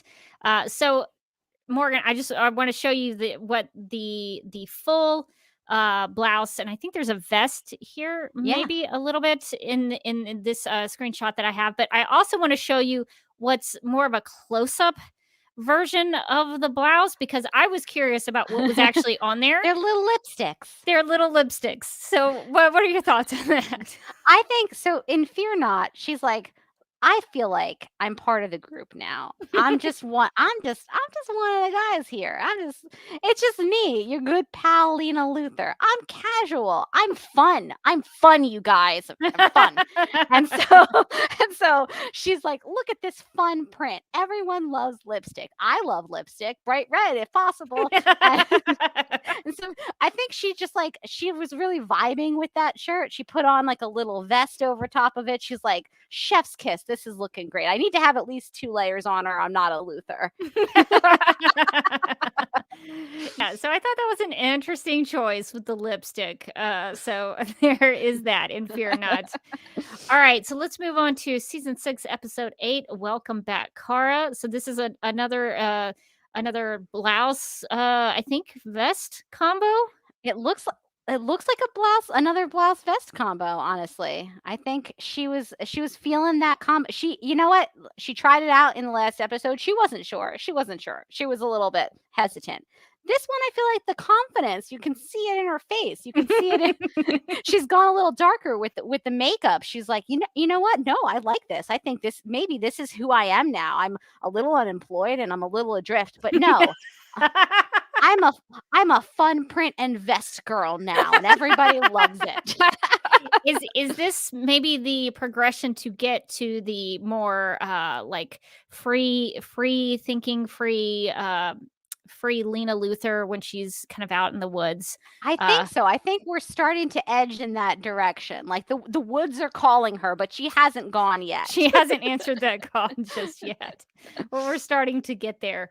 That makes me wonder, at what point in the season did Katie McGrath know that Lena was going to be a witch? I wonder as well. I would love to be a fly on the wall, honestly. And the first conversation where they took her aside and they said, Katie, we've got this great idea for your character. You're going to get into some juicy stuff in this season. She's like, awesome. I cannot wait. I have so many ideas. And they're like, you're a witch now. And she's like, uh-huh. If we ever get to talk to Katie McGrath, we need to ask her at what point did she learn? To know at what point she found out that Lena was going to be a witch, and how did she feel about it? I'm sure she would be very diplomatic in an answer. I'm sure she would. I would love the off-air undiplomatic version. So the free-flowing blouse with a special design choice. I'm not exactly sure what that is. Sort of black and white in there. That's only one outfit for season 6, episode 8. There's another one where it's a little more casual. Lena, she's got, I think those are dark jeans and sort of a darker top, but she's got the straight hair. Yeah, she's got the straight hair. She's got, it looks like, it's a top, but it's kind of got like a high collar on, so it's kind of almost at certain angles kind of looks like it's a little jacket. So she's still despite the fact that she's no longer in Luthor Corp, she's no longer in that ballroom. She's still holding on to the vestiges of the life she once knew. But she can hear whispering around the corner. Yeah, so I do like her hair like that though. I like the straight hair there. Yeah, I think it looks really nice. All right, so this is season 6, episode 11. Now we're starting to get into witchy territory in the season. So this may be the turn. So what do you think about this look here for Lena? Okay. Yes, this is where it begins. This all begins for her. She's heard the whispers and she's followed them to Canada. And and here she is in a cave of just like sort of a hollow in a tree trunk, like a Keebler elf. And she looks amazing. The sharpest dressed elf in that tree. I love this coat. I love all the buttons. It's kind There's of a got lot like, of buttons. it's a lot of buttons. It was like, my God, could I put more buttons on here? And she's like, I think I can put some more on the sleeve. And I think it's got a little bit of it's got almost like a military look to it. A little bit. She's kind of she's going into battle, and what she's battling with is her demons, her own demons in the woods. But I like this look. I like the coat. I like the sort of the red patterned. I don't know if that's a dress, a black and red patterned dress, or if it's like a shirt. But I think it's working for her. She's got sensible footwear on because she knows she's going to be traipsing through a forest later. I have to disagree with you. I don't like the coat. Too many buttons. There's so many buttons. Your mileage may vary depending on how much you like buttons. And we know that Katie McGraw loves buttons, don't we? She does love buttons. She might have starred in a Christmas movie titled Buttons. So I don't guess she has any problems with that. But and it looks warm. It looks like a warm coat for it does. Canadian Ireland, but I just don't think that's something that I would be about. So that's not a coat for me. But for Lena Luthor, it's something that she enjoyed. All right, so let's go to season 6, episode 13, The Gauntlet. What do you think? This is a little different. Now she's indulged the witchy side of her family. It's begun. I think the transformation has begun. So her hair is wild and a little bit more free flowing, but it's pulled back at the top. So she hasn't let herself completely go. She's still fighting with the combination of science and magic, and you can see that embodied in her hair. Her outfit. She's committed to that look where, you know, she lost her job and she's sort of adrift. Now it turns out she's magic. That's tough for her. But the one thing that makes sense to her in this world is her new look of fun pattern and vest. And she won't let it go. She can't let it go. It's all that she can cling to at this particular moment in time. And so I like this fun pattern shirt vest combo. There's like the white, the black and white on the shirt kind of contrasts nicely with like the blue of the vest. I think it's working for her. Yeah, Dr. Nicole Green says this was the episode where we all knew Katie was in charge of her footwear because we do see Lena with, I guess, sneakers on. It looks like sneakers. Now, sneakers on another person's couch. Some might argue that that's an unforgivable offense. And maybe that's what the rift in that friendship should have been about. But how dare you put your feet on the Danvers couch? Those shoes were outside, stepping through who knows what, and now it's on her couch. Her couch where she eats pot stickers. Lena. Yeah, I will agree with you. Not only can you see the mixture of the science and the magic in the hair, because the hair is definitely crimped at this point, but I think even like the suit idea, there's still a little bit of a Lena Luthor suit in there. But she's mixed it in with there's the heels are gone. We're not doing boots anymore. We're sneakers now. So I do like that she's mixed that into a real casual look. So I appreciate that. All right, so let's go to season 6, episode 14. This is Magical Thinking. We have a couple of Lena looks in this one. So hanging out at Kara's apartment, she's got kind of a long blue, I guess sweater, Sweater, it looks if you like, want to yeah. call it that. And then we have Lena with the green top here. Morgan, how would you define this look between the various aspects of her attire here? Yeah, so it looks like we've got like a green long sleeve shirt. At one point, there's a black jacket that goes over it. And then will we say that those are like pants? Are they leggings? Are they jumpers maybe? I don't know. There's a boot situation in here as well. Yeah, I don't. If they're not leggings, they're like really tight pants. She could absolutely go riding. Oh yeah, it looks like Her riding beloved clothes. horse Yeah, in this outfit. Like this would be like you put like a jaunty little helmet on her and she is good to go in this. that is what that looks like. Maybe she's backsliding into a little bit of Luther boardroom here. She looks a little bit more put together, a little bit less cozy.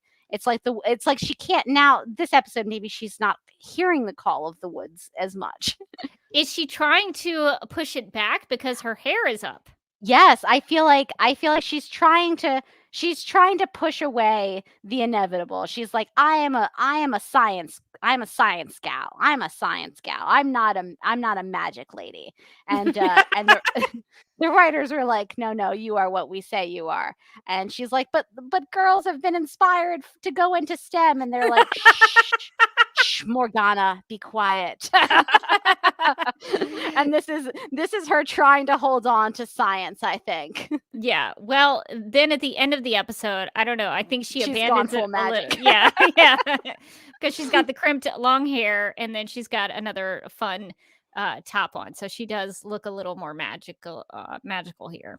Yes, this is a more magical style. I think that she's kind of given in to some of her witchy ways. All right, so let's go into season 6, episode 15. So I think I don't know. Do you think this is more witch Lena trying to come out, or is she still holding on to that sign? I would call this look witch forward.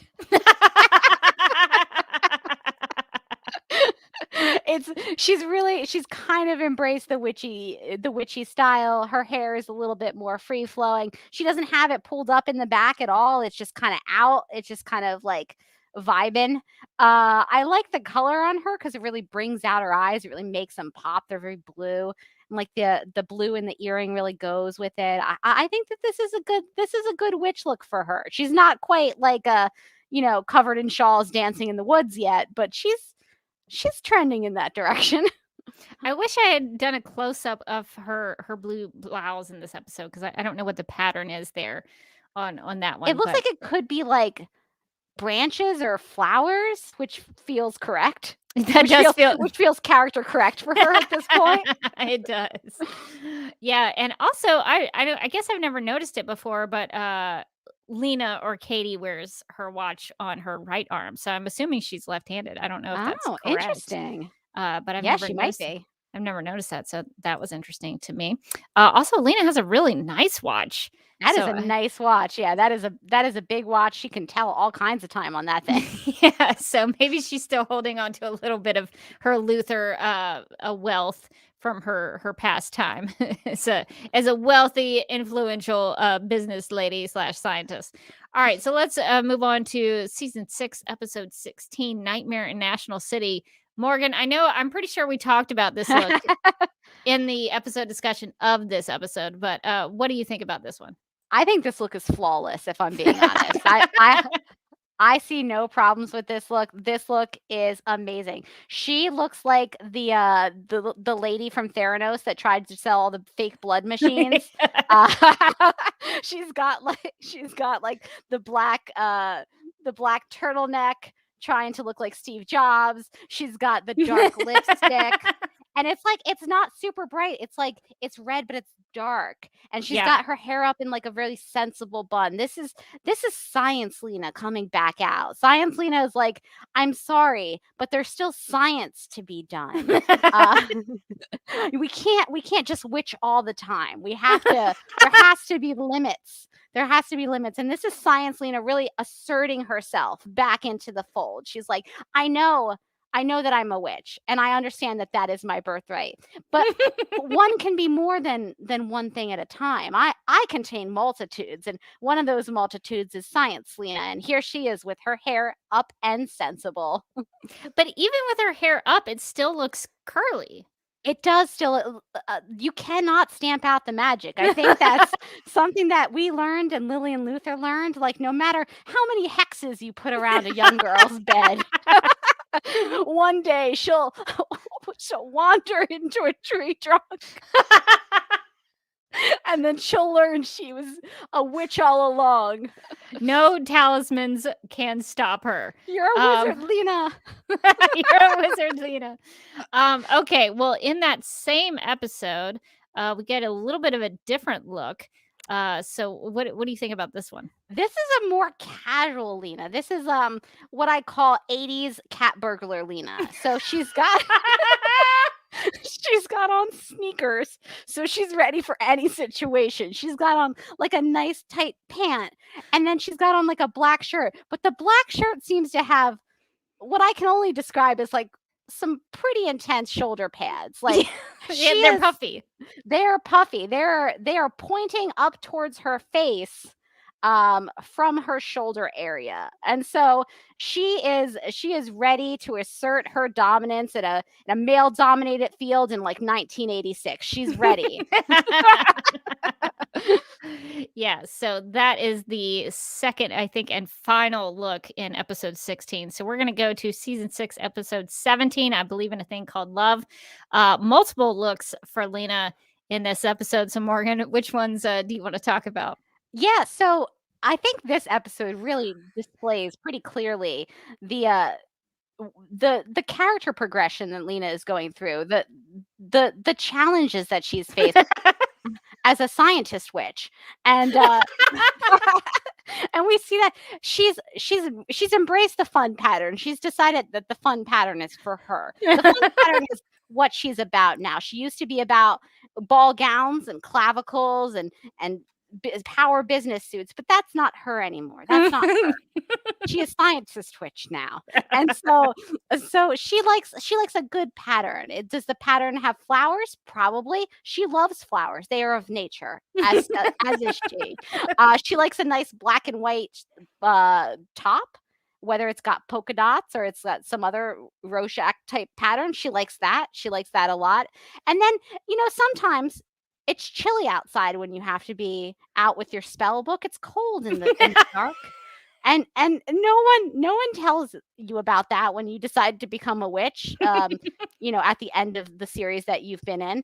And nobody tells you that when you have to cast a spell at night, that it's chilly and that you should bring a light jacket. That's sensible, I think. It's sensible. It's sensible.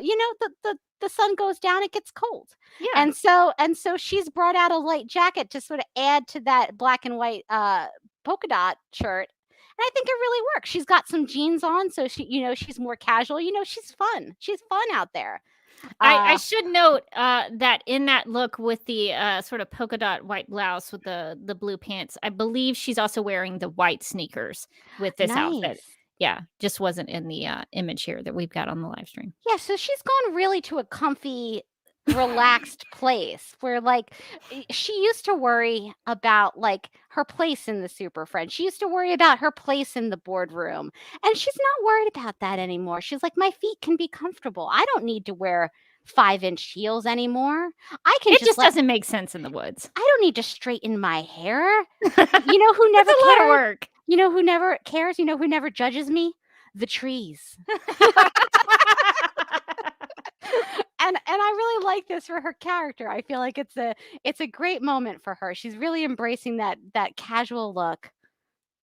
Yeah, she starts kind of, we see her with the bun, with her hair up in the bun, but it's still a little bit curly. So I guess when she is in the tower, she's got the hair up. And I think this I don't remember when you kind of came up with the theory about the science and the witch looks and what that was saying about her in her different situations, but this seems to sort of Yeah, play into that. she's in the lab. She's got her science bun. She's ready. She's Yeah. ready to do science. She's out casting a spell with her spell book. She's got her flowy curly hair and the light jacket. I actually like that jacket. I think I that's a nice jacket. I think it looks nice. I think it looks good for like a variety of weather situations too. Yeah, It's a classic. It's a Lena is maybe not as rich as she used to be, so now she needs like functional basics, I think, is what we're discovering. Yeah, something she can wear for any occasion. All right, so let's go on to season 6, episode 18, Truth or Consequences. So, Morgan, what are your thoughts on this? I have a lot of thoughts on this. So to me, in the evolution of Lena Luthor, this is where we've really we've really hit the light switch, and she's gone full witch now. We've lost her. The side of science has lost her. Dana Scully no more. She is Morgana. She is gone. and you know that because she first off, the hair is once again, it's pulled back a little at the top, but it's mostly free. It's mostly free and curly. But I think it's that giant, like, what would you call that? Like it looks like the medallion that like her mother's medallion. That it just in smaller form is what it looks like to me. Yes, it looks like a medallion that she has at the top of her shirt. It looks like that medallion maybe has some runes on it. Like if you met this girl at, like, say you're hanging out at a party and somebody whispers to you, "Oh, that girl's a witch." You go, "Yeah, that makes sense." Right? Like you're not fighting that. You're not with that look, you're not fighting that. You're like, "Yeah, no, she totally is." And that's her talisman that she has buttoned on her blouse. Yeah, this is a very witchy look. It's mixed in with like a casual look with jeans. It's a casual witchy look. Casual witch here. But she's definitely gone full witch by episode 18. Then at the end of episode 18, then we get her like her party time look for Alex and Kelly's. Was this the bachelorette party? This was the bachelorette party. Yeah. So what do you think about this dress here? I like that when people tell Lena, "Okay, Lena, we're having a party. We're going to a formal event." Like as witch Lena now, not boardroom Lena. She brought a different energy to formal events. She's witch Lena now. She's one with the trees. She brings a real fun goth energy to every party that she goes to. Parties, weddings, probably bar mitzvahs.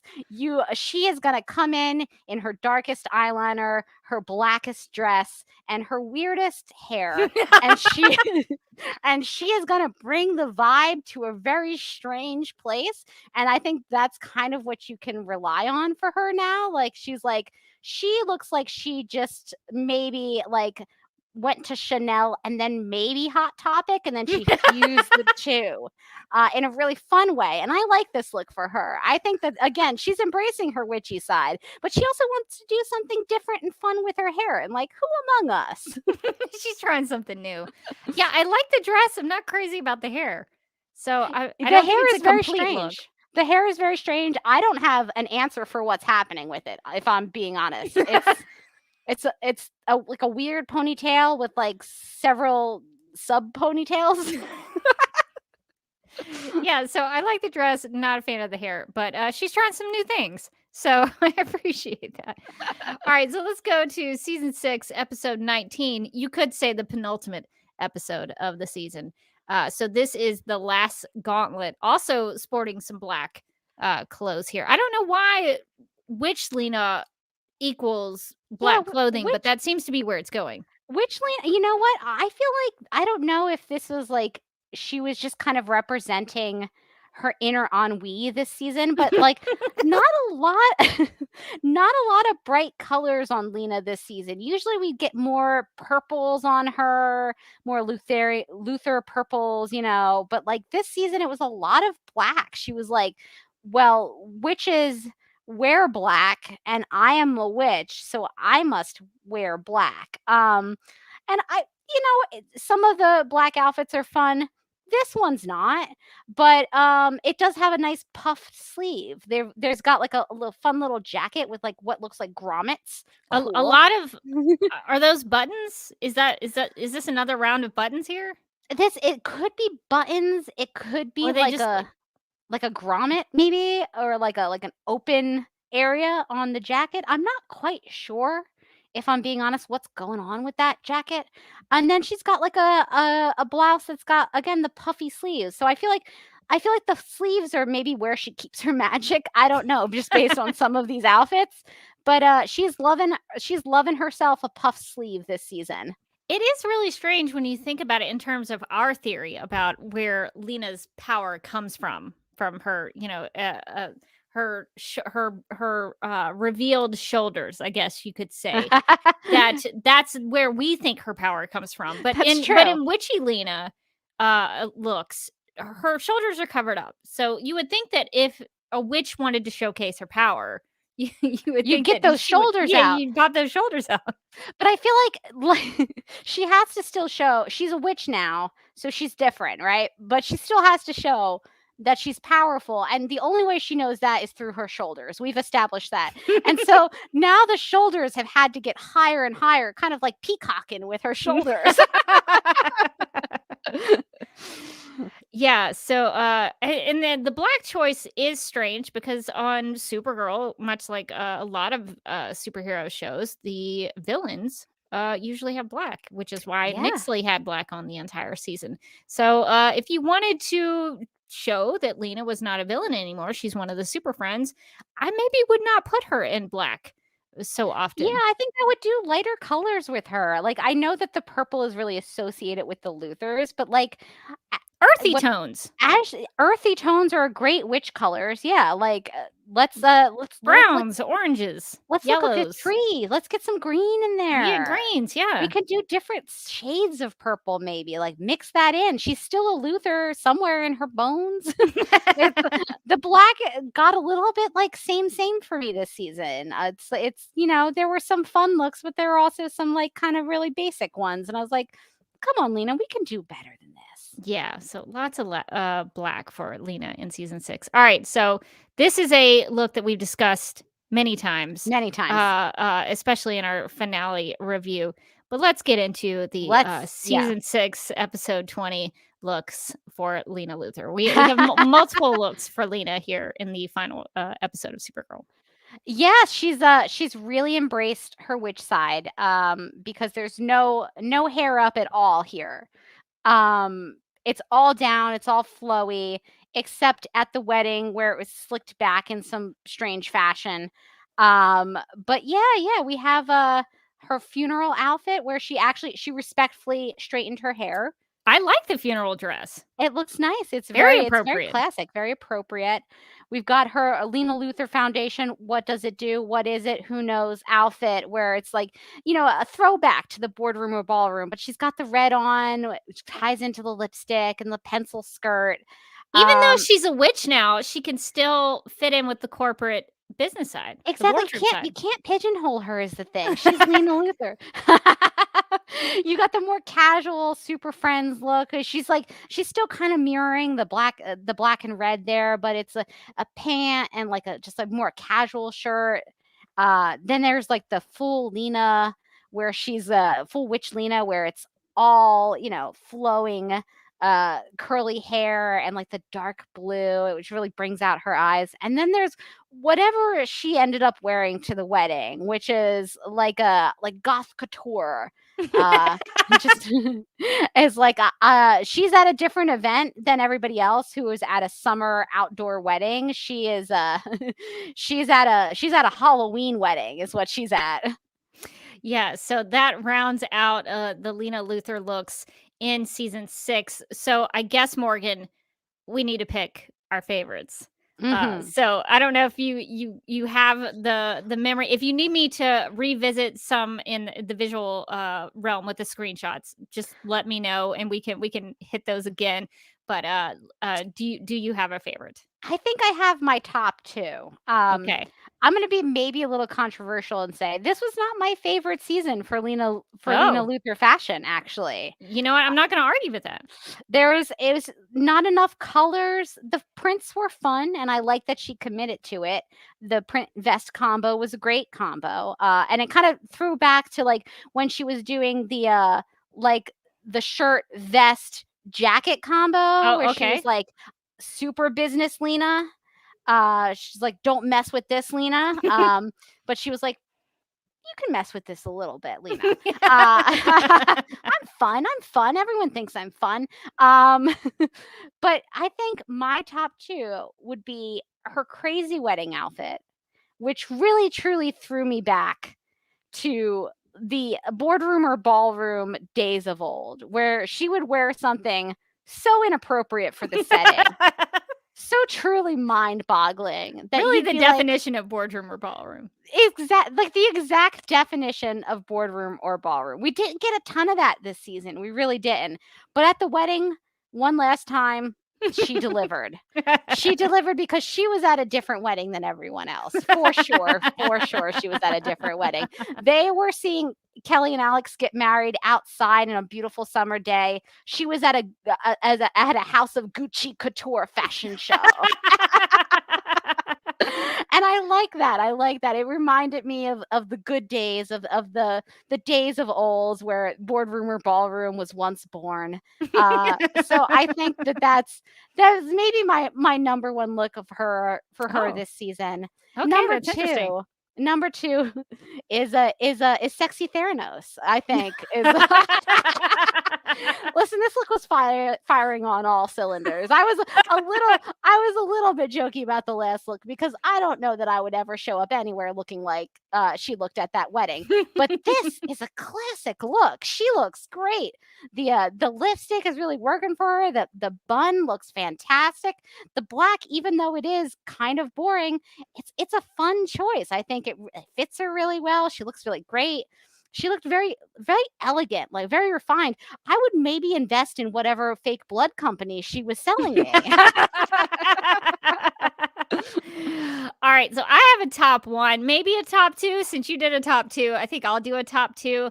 I think my top choice would be the purple dress from A Few Good Women. Nice. When she shows up at the trial, it really popped on screen. I really liked it when she came into the courtroom and she was like, "I'm going to testify, even though this really should be my trial." I thought that was a really great Luthorian look for her, and I really dug it. So I think that's going to be the top choice for me. I think maybe the second choice is a little harder though for me to make because some of the witchy elements I wasn't exactly crazy about, but I think maybe this would be my top my second choice from the Gauntlet episode 13, where she did put her feet up on the couch with the sneakers. But I do think it's a nice mix. There's some color. I think Lena in season 6 wore a lot of blues, which I thought was a change of pace for her. So I like if she's gonna go into the science witch, I think this was a good example of a combination of the two. She's got kind of the suit, but then also the fun blouse and the curly hair while she's holding a tablet in the lab. I think this is the definition of science witch. This is like Dr. Science Witch.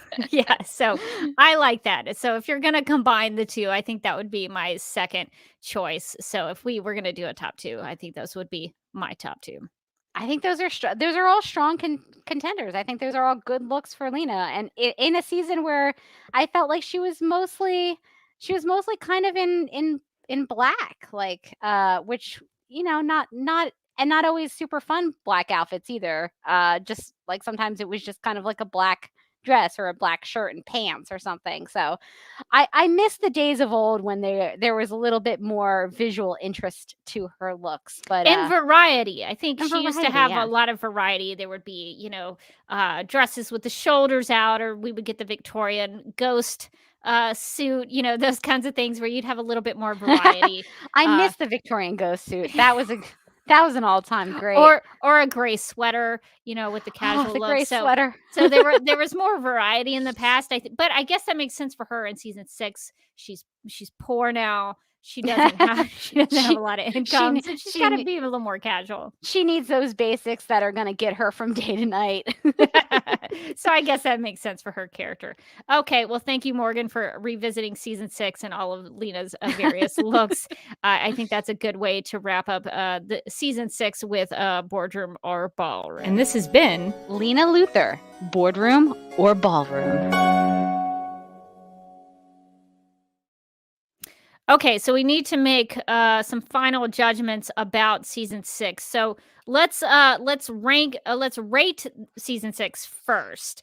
So I just kind of made up a little scale. So out of 7 all-stone totems, how many all-stone totems would you give Supergirl season 6? So this is out of 7, and if you're watching with the live chat, you can put your rating in the chat. So out of 7, what would you give Supergirl season 6? Out of 7. This is tough. Because I want to be kind, but be honest. But I think I need you don't have to worry about being kind. Just be honest. 2 or 3 all stones? Maybe I'm going to 3. 3 seems fair. It's generous, I'm going to be honest. But I'll stop on 3. 2 feels rough.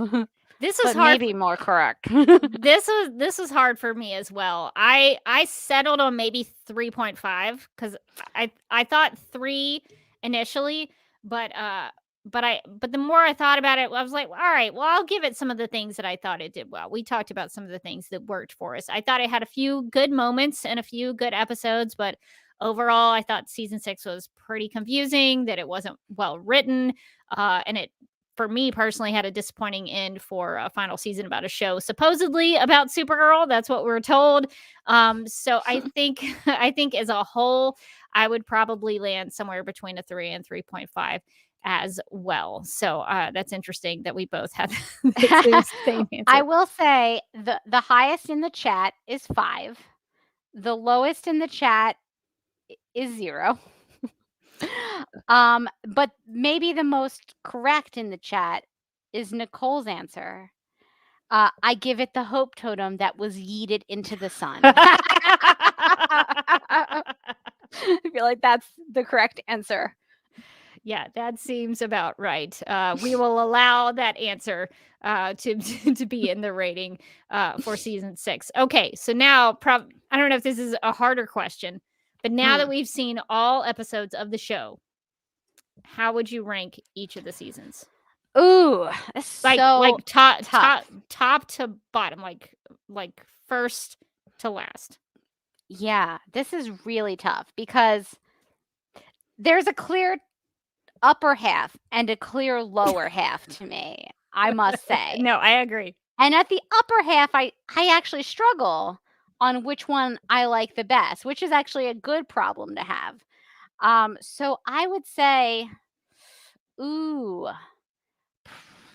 maybe season 2, season 1, season 3 in the upper half, and 1 and 2 are really neck and neck for me. It's really tough for me. There are things I didn't like in season 2, but then there were also things I did like in season 2, and so it's like really back and forth. Like I didn't always love all the Mon-El stuff in season 2, but I missed Cat Grant from season 1, so it's tough. So, but it had Lena Luthor in season 2. But we get Lena Luthor, and we begin our journey of Boardroom or Ballroom. And honestly, if I'm being completely honest, I do feel like Lena is what gave season 2 the slight edge to me over season 1.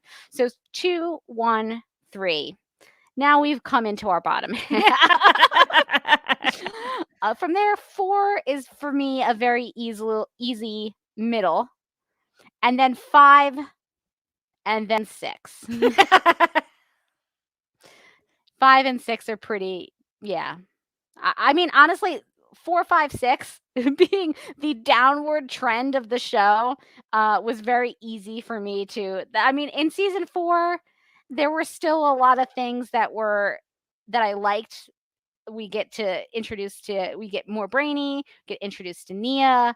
There's still some good stuff in it. By season we get 5, introduced to Lex in season 4 as well. yes, we get yeah, but Lex was used to an effective degree, I think. we get an effective Lex. We get some like good villains, even if they're sometimes kind of annoying. They're really great actors who are in the role. And by season 5, we're talking about VR. So it's a pretty steep hill that then begins. Yeah, mine is similar, but slight differences. So my top would be season 1. That I kind of go down chronologically. 1, 2, 3, 4. But then I struggled with this. I struggled with the bottom 2 because season 5 was just wretched. It was pretty awful.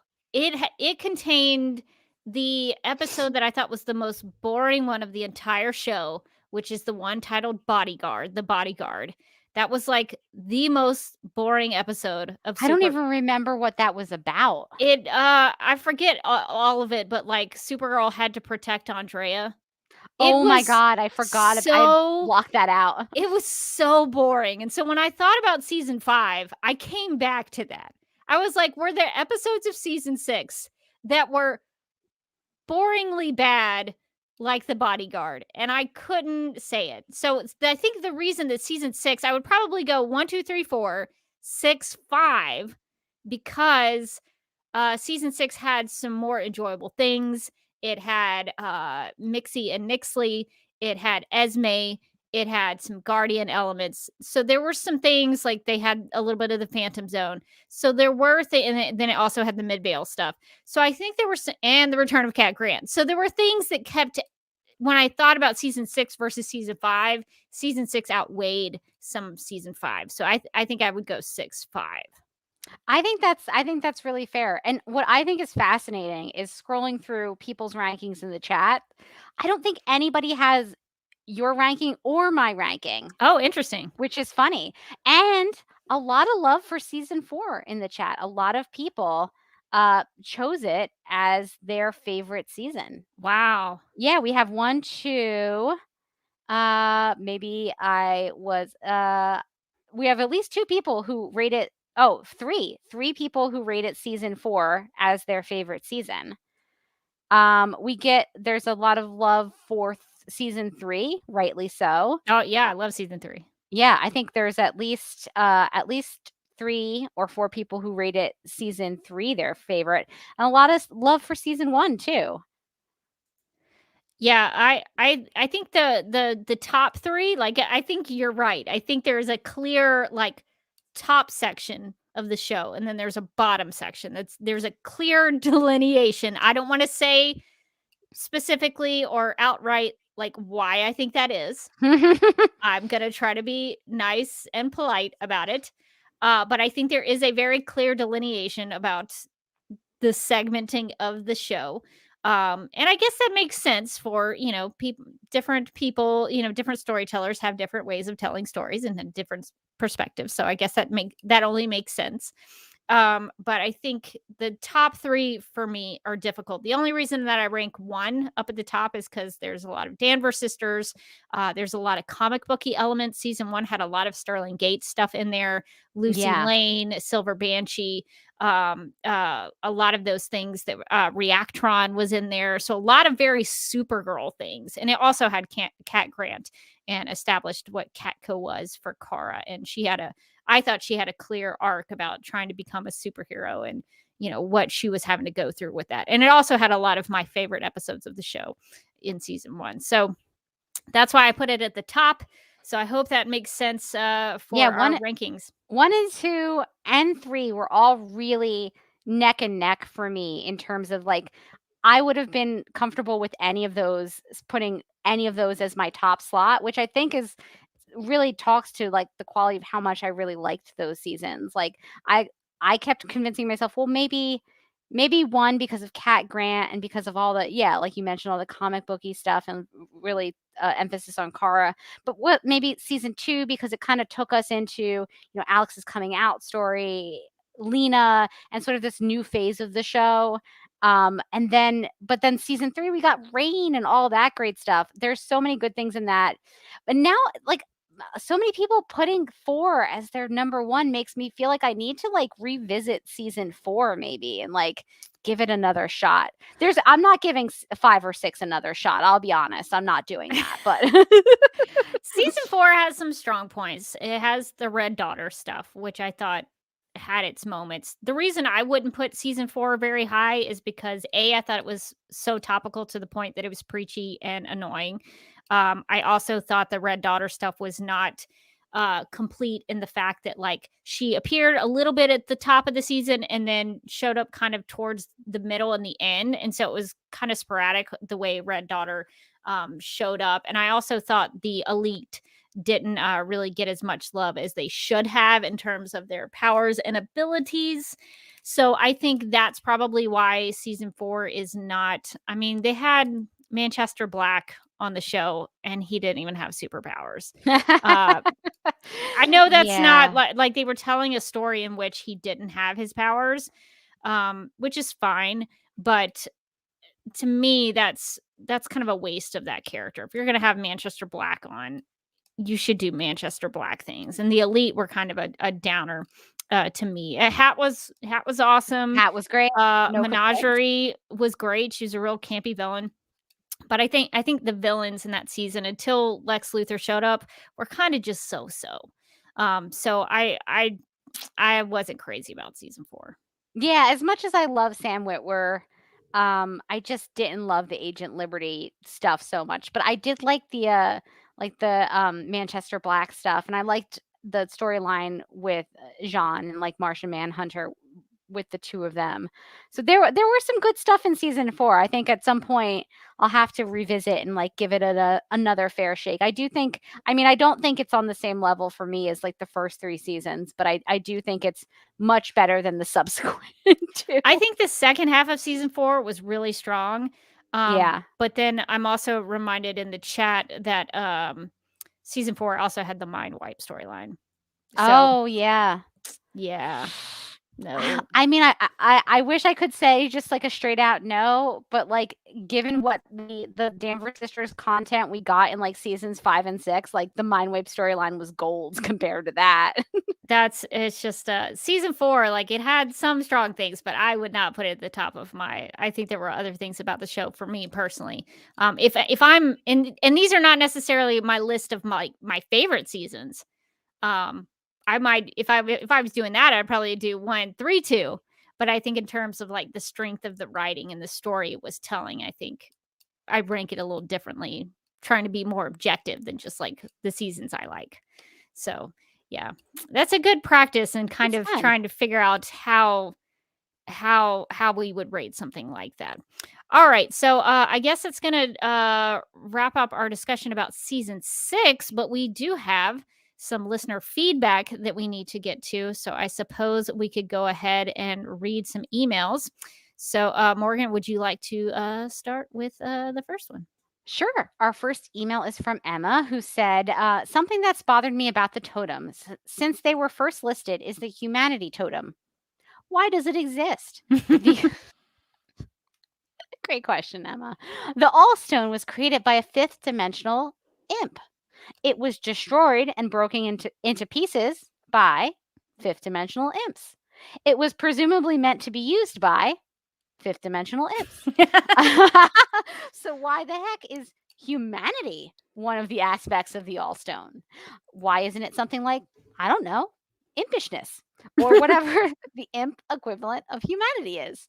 The writers replaced the Paragon of Honor with the Totem of Dreams because of Nia, but it wouldn't have made more sense to replace the Paragon of Humanity with the Totem of Dreams and then keep honor? Honor is more universal than humanity. That's a good point. What is this human-centric nonsense? Side note, the Paragon of Humanity thing also bothered me during Crisis because, come on, the multiverse is way bigger than puny humans, but whatever. Yeah, the definition of humanity, there's a couple of them.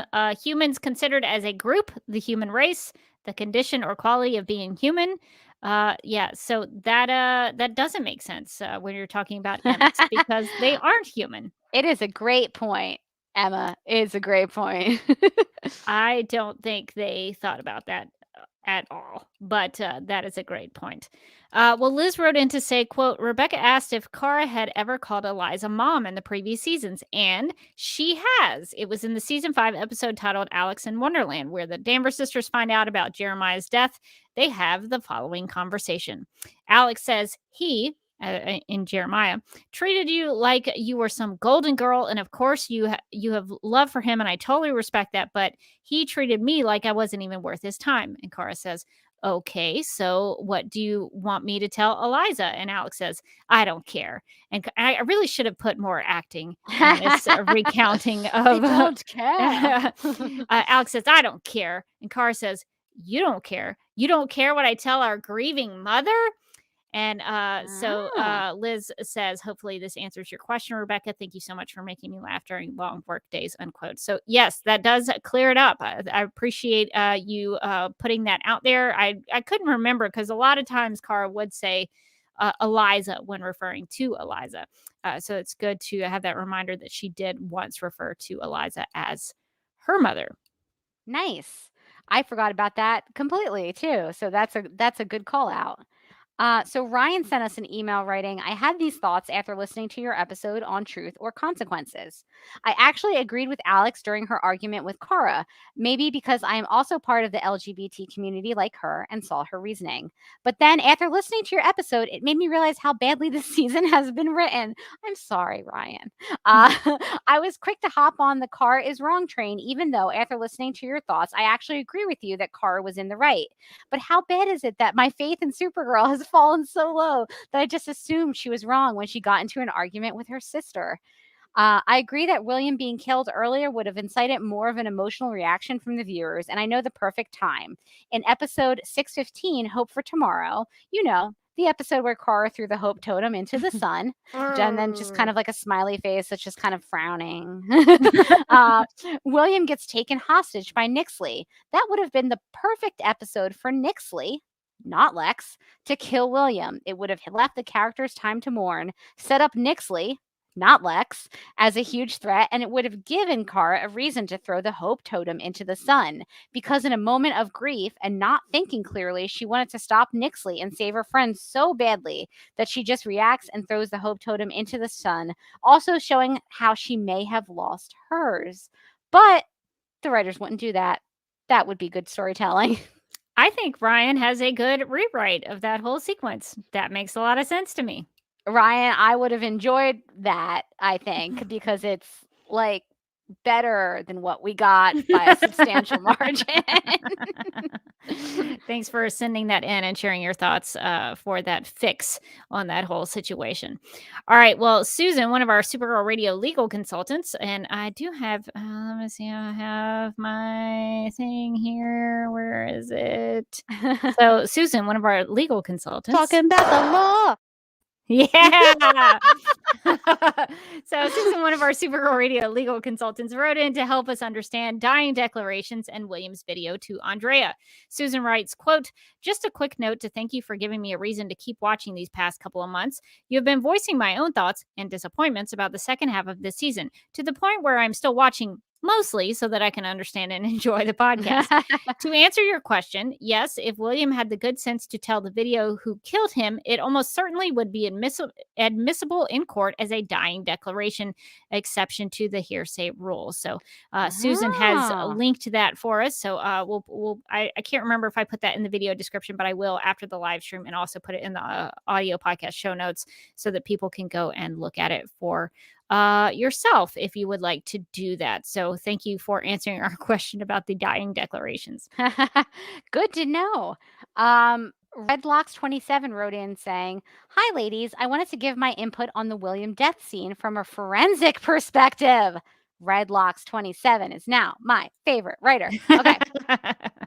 1, when people get shot, they generally fall forward and then end up on their back. It always makes me laugh in movies when people get shot and just fly backwards, Matrix style. The firearm is a revolver. Dirty Lex, don't leave the shell casings behind, which is typically a A 357 or a 38. 357 or a 38 in ammunition. My brain just like clamped down on that. Yeah, I think when people talk about guns, I think they normally talk about the 357. Yeah, they generally pack over 500 pounds of kinetic energy into the target. So William, at closer than 5 feet, would have definitely fallen forward and been clutching his chest. Sometimes when people get hit, they do fall backwards, but it depends on circumstances such as running away. 2, the revolver looked kind of small for a 357 or 38, so it might have been a 22 revolver, which can kill people, but it's a lot harder. Stay with the 357, Lex. Red Box 27. Should you be giving hints here? Don't give him advice. Should you be giving advice to the killer? 3. William's death was definitely not realistic. At least they did a slow motion scene for him realizing he was dying. Side note: no goodbyes to the Canadian baking girlfriend. I like that we've established this as like a part of the canon. When the heart explodes from a bullet, you don't have 5 minutes of life left. The body will shut down after 2 or 3 minutes, and then the death gurgle will happen. 4, blood spatter time. We're getting Dexter here. At first, I was impressed with the first scene of the shooting. 2 holes in the shirt and no insane levels of blood yet. That placement is good, to Lex's credit. The gun aim to the body angle seems off, but that is probably for shot placement. I let it slide for drama's sake. Next is when he turned around and stared at the phone. When you get shot in vital organs, like the main organ for, pumping blood, there should be more coming out and making what's called a saturation stain. They appeared to have started to do this. Early props to the wardrobe department. I've seen quite a bit of gunshot victims, and there's typically a lot of blood going everywhere, especially the victim's hands. I see nothing on William despite him touching the area multiple times. And this is where I sighed and said, nice try. The stain is saturated, but only because they literally dumped fake blood on him while he was lying down, causing directionality to some of the blood on the shirt. The ground underneath him and the rug should also be covered in blood from the massive exit wounds he should have. Basically, if his lungs and heart didn't explode from this, he would bleed out without immediate attention. Bet he was not carrying a chest seal in his pocket. 5, not to be too morbid, but I want to know how long he was laying there dead. No, that's not too morbid. Don't worry. The body immediately begins breaking down upon death, and smells usually begin in an hour or 2. Also, why did Kara feel for a pulse? Does she not have X-ray vision and can hear heartbeats or lack thereof? Those are some really great points. Thank you for sharing thorough your expertise on William's death scene and what that could be like. We have a comment that's just says CSI, National City. Some good points from a forensics expert. All right. Well, Gina wrote in to share some thoughts related to Supergirl's legacy, which we covered last week because we had to switch our episodes around. We were going to do the season retrospective before the legacy episode, but then we did the finale feedback episode. And we got mixed around. So this is Gina writing in about Supergirl's legacy, saying, quote, love or hate it, the one thing the Berlanti shows have done for many viewers is introduce not as well-known comic book characters. One of the reasons I was annoyed with the introduction of the new Superman show is that we've had so many iterations of the character's story. And I'm a Superman fan. I'm annoyed there's another Batman film because we've had 2 trilogies and then some on the big screen. I understand that, actually, to be honest. Gina goes on to say, Supergirl was the only Berlanti show I was really into. And I wanted to watch the show because I was a Superman fan. What the show did for me was open my eyes up to the fact that Kara Zor-El isn't like Kal-El. She isn't just a female version of Superman like many people think, including myself at the time. What I've learned by watching the first season is her experience with Krypton's destruction is so much more traumatic than it was for Clark. Not to say he doesn't have any issues of his own, of course. She was old enough to understand what was going on, even if at the time she didn't understand the lasting trauma it would have on her. The idea of dual identities looms heavier on Kara because she had a complete identity as Kara Zor-El on Krypton. She had to learn to become Kara Danvers on Earth and take on that identity. Then she took on this third identity of Supergirl. So to me, Clark deals with Clark Kent and Superman, but Kara has to deal with Kara Danvers, Supergirl, and Kara Zor-El. All that to say, without this show, I honestly would never think to look so deeply at what Kara has had to deal with. Here are some lasting legacies of the show for me. Number 1, Melissa Benoist as Kara Danvers. For all the questionable things the writers of the show have done, specifically the last couple of seasons, one thing the show has had is a great record of casting. Just like the shows before it, without the right leading actor, the show could go down the toilet quickly. Who knew they would find the perfect embodiment of Kara Danvers in Melissa? And actually, just as a side note, I think that Melissa Benoist was the first person they saw when they were casting. Oh, wow. I think that was the thing with Stephen Amell as Oliver Queen as well. If I remember my history of the show correctly, I want to say she was the first one to go into auditions. So it's kind of interesting that she set the bar really high. So fact check me if that's not right, but I think that's correct. All right. So continuing on in the email, Gina says, quote, "You can play Supergirl however any future future show or movie wants to portray her, but in my mind, the actress you pit it against will be her. She brought such a vulnerability to the character that you could relate to her in so many ways, even though her abilities make her basically a god. Ugh, Melissa was so good when you show her talent. I think what angered me the most was at the end was how much they took her for granted that they hadn't. I'm reading this completely badly. Melissa was so good when you show her talent. I think what angered me the most at the end was how much they took her for granted, what they had in her. And number 2, the Danvers sisters. Forever and forever, the show will always be known to me for giving us this relationship. Giving Kara a human sister and Alex was a brilliant non-comic book canon aspect of the show. Of course, casting Kyler Lee as Alex and her real connection with Melissa Benoist made the relationship work even more. But their whole relationship until the end was one of the reasons I tuned in week after week to the show. You love to see the support and love they have for each other, and it hurt to see them in any sort of conflict. You would think that there would be more fights than hugs between a human and alien sister, but the show proved to us it didn't have to be that way. I will miss them the most, and honestly, I had been missing them for the back half of the final season. While I said there will be actresses that will play Supergirl after Melissa, I honestly don't think this relationship can be replicated without the two actresses playing Kara and Alex. I'm okay with them portrayed in comic books, of course. Number 3, Lena Luthor. Much like Supergirl was seen by many as the female version of Superman, I definitely went into season 2 seeing Lena as the female version of Lex. I knew zero things about Lena. I didn't even know she existed. She definitely does.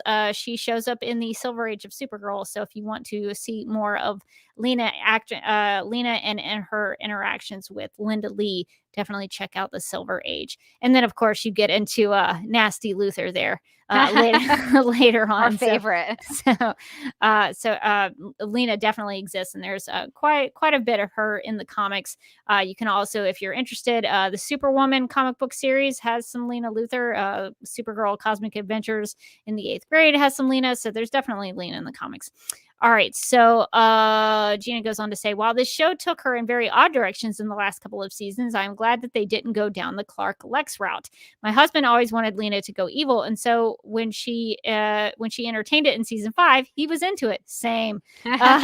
Gina says, however, I always told him what would be interesting is if Kara and Lena remained best friends in the end, or however you want to define their relationship, that a Super and a Luthor could work together, and yes, this show proved it was possible. And the last thing, number 4, a female-led superhero show is worthy of effort. Wonder Woman in the 70s proved it, Xena and Buffy in the 90s proved it, and Supergirl proved it. In other words, we need more of these, unquote. Definitely. So Daryl wrote in to share some thoughts saying, I completely forgot the theme to this season was power. I wouldn't call Akrata a dropped plot point, but I don't think they fulfilled the story potential that Andrea Akrata could have brought to the story. Do you think Melissa will ever look back and realize how they shortchanged her in the second half of the season? I've said this before, but a coming out to the world story could have taken up at least half a season, if not the entire season. I think the fact that Kara could just walk in and quit rather than be justifiably fired just shows Kara's job security and Andrea's weakness as a boss. I have trouble figuring out why William was around. His investigation into Russell's death goes nowhere, both pre and post crisis, and they thankfully gave him another romantic interest besides Kara. Were we ever meant to learn who the leader of Leviathan was?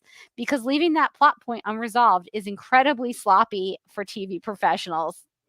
Yeah, I mean, We'll just never know. There was the COVID stuff, but the Leviathan went away very quickly, so that was. It would have been great if like we came back in season 6 and like the first scene, like somebody was like, "Wasn't it crazy how Leviathan was this person?" And like the camera pans over and the person just goes, "I was Leviathan," and then onto season 6, right? Like at least we would know. Give us closure. We will never know. It will be an eternal mystery. All right. Well, I think our final email is from Obi's Girl, who sent us an email writing, quote, "I finished watching season 6 of Supergirl, binging it in group increments on Netflix. It was a good final season. I appreciate the writers returning to Alex wanting a kid, wrapping up that storyline finally. Lex's love story with Nixley felt like a dud from the beginning, mostly because everything was told from Lex's point of view, from what they were like in the future, but we weren't really given a chance to really develop it.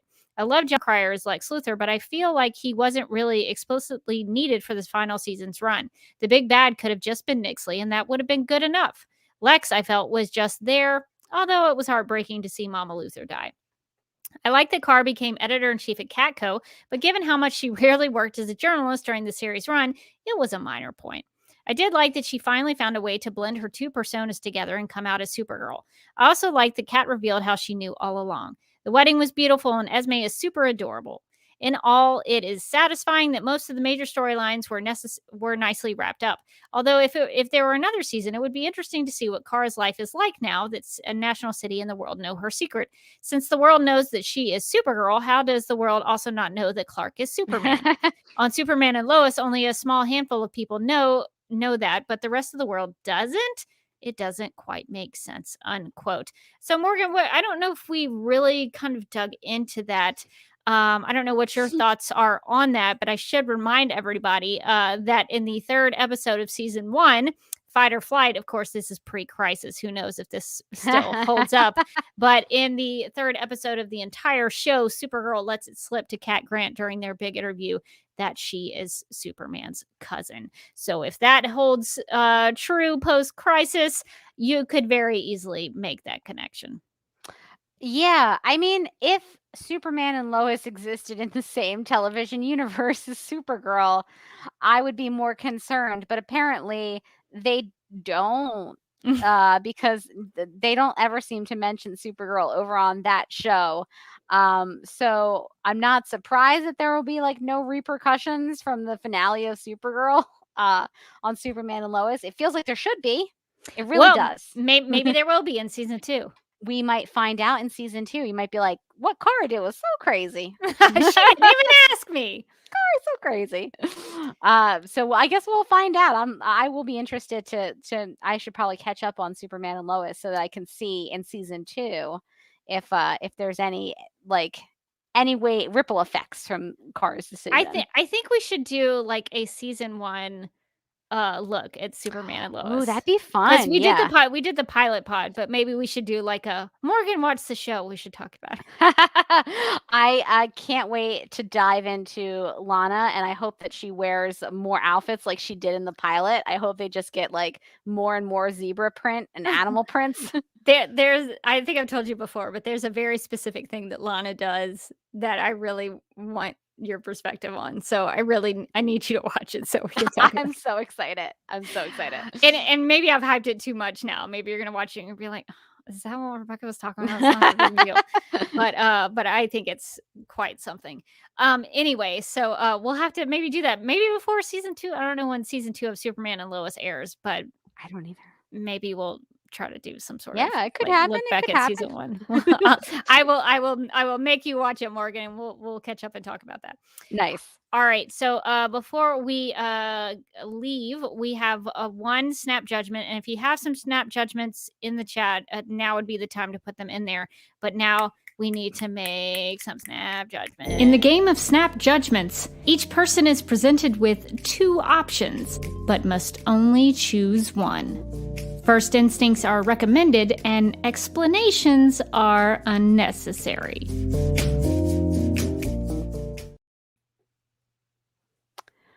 Okay, so our snap judgment is from Mark. Last summer, our friend, Dr. Nicole Green, gets advance word that Lena is going to become a witch for the last 6 episodes of a 6-season show.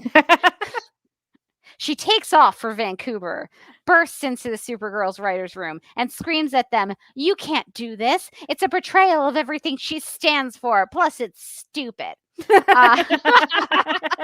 Stand up for yourself. That's right. They have her forcibly removed from the room. Restraining orders are put in place, and there is talk of having the Royal Canadian Mounted Police, not the Mounties, escort her. So polite. Escort her back to the U.S. border. But surprisingly, they agree that she is right and decide to use a magical character from DC Comics canon instead. Ooh. Now, would you prefer they bring in Raven, played by Tegan Croft, who plays her on Titans, or Zatanna, played by Tiffany Smith, who hasn't actually played her, but has said she really wants to? This is actually a really good idea, because they didn't have to make Lena a witch. They sure They could have did. just brought in a magical character who was already a magical, Yeah. they didn't have to turn Lena into something she wasn't. They could have just brought another magic. There are magical characters in the DC universe that they could have. This is a really great point, Mark. They didn't at all have to do that, is the thing. No, they could have actually introduced a comic book element into the show. And see, more disappointment. Okay, so I guess we need to make a choice. Raven is great. I love Raven, especially the way they've used her in Titans. But Raven is kind of she deals with demons and so some darker magic. And I don't know, I think Raven would just completely eviscerate Nixley, and it really wouldn't be much of a competition. I think Raven, her brand of magic is for very specific circumstances. I think it might be too much for the Supergirl TV series. So as much as I would want to see, I don't know, I like Tiffany Smith, but I think I'd rather see another person playing Zatanna. I don't know. Maybe Tiffany Smith could really wow me as Zatanna. Maybe I should be open-minded and give her a shot. But I think I would rather, as a character, I would rather have Zatanna come in, because Zatanna is more magical in the sense that she could maybe do some things that could be kind of like what Nixley and Mixie could do. I could see Zatanna as a foe for them, or somebody who could help them beat that brand of magic. So I guess my choice would be Zatanna.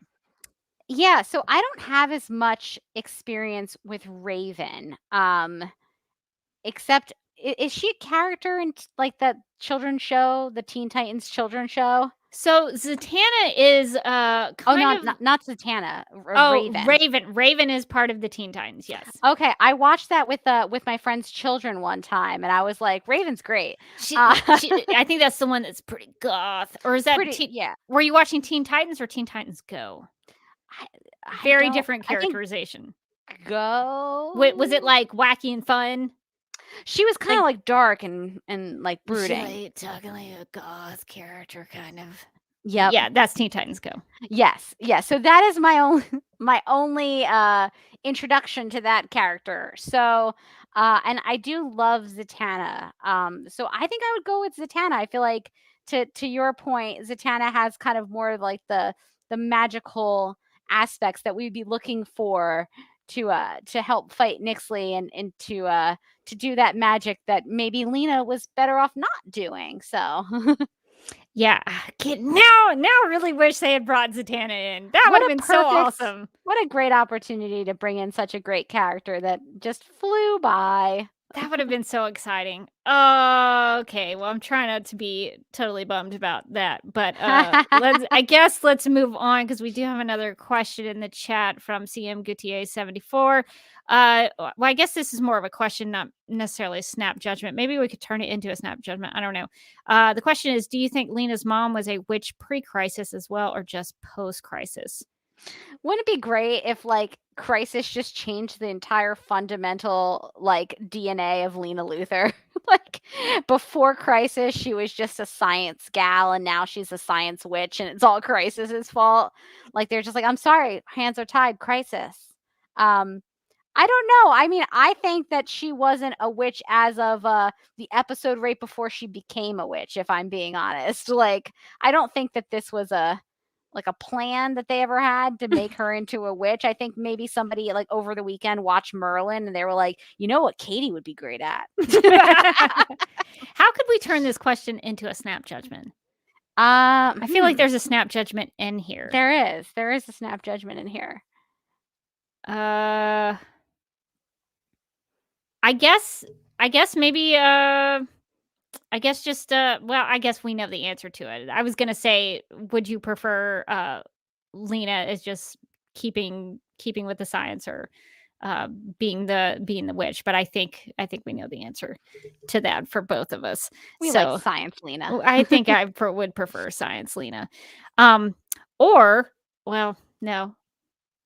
I want to like work Elizabeth Walsh into being Zatanna, but I don't think we can get there. I don't think there's a way to get there.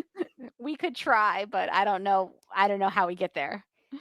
So Aaron has a snap judgment, but I don't know if I understand it. Does Esme have cool aunts or slightly nerdier AWNTS? I think aunts. Do you know what aunts. Oh, okay. Does she pronounce it ants or aunts? Oh, okay.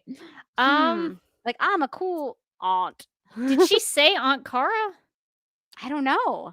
Now I'm trying to remember. Was it Aunt Cara or Aunt Cara? I can't remember. She says it in the finale. He does. It's like the cutest thing because Cara like picks her up and she's like, Aunt Cara and I made it. I feel like she says aunt. I think she somebody.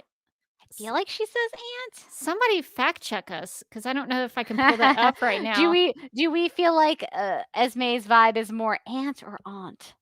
I think she's aunt when she's living with Kelly and Alex, but I think if she had to stay with Lena, her godmother, I think she would say aunt. I was about to say, Cara is aunt Cara. Lena is Aunt Cara. Is Aunt Lena. Yeah.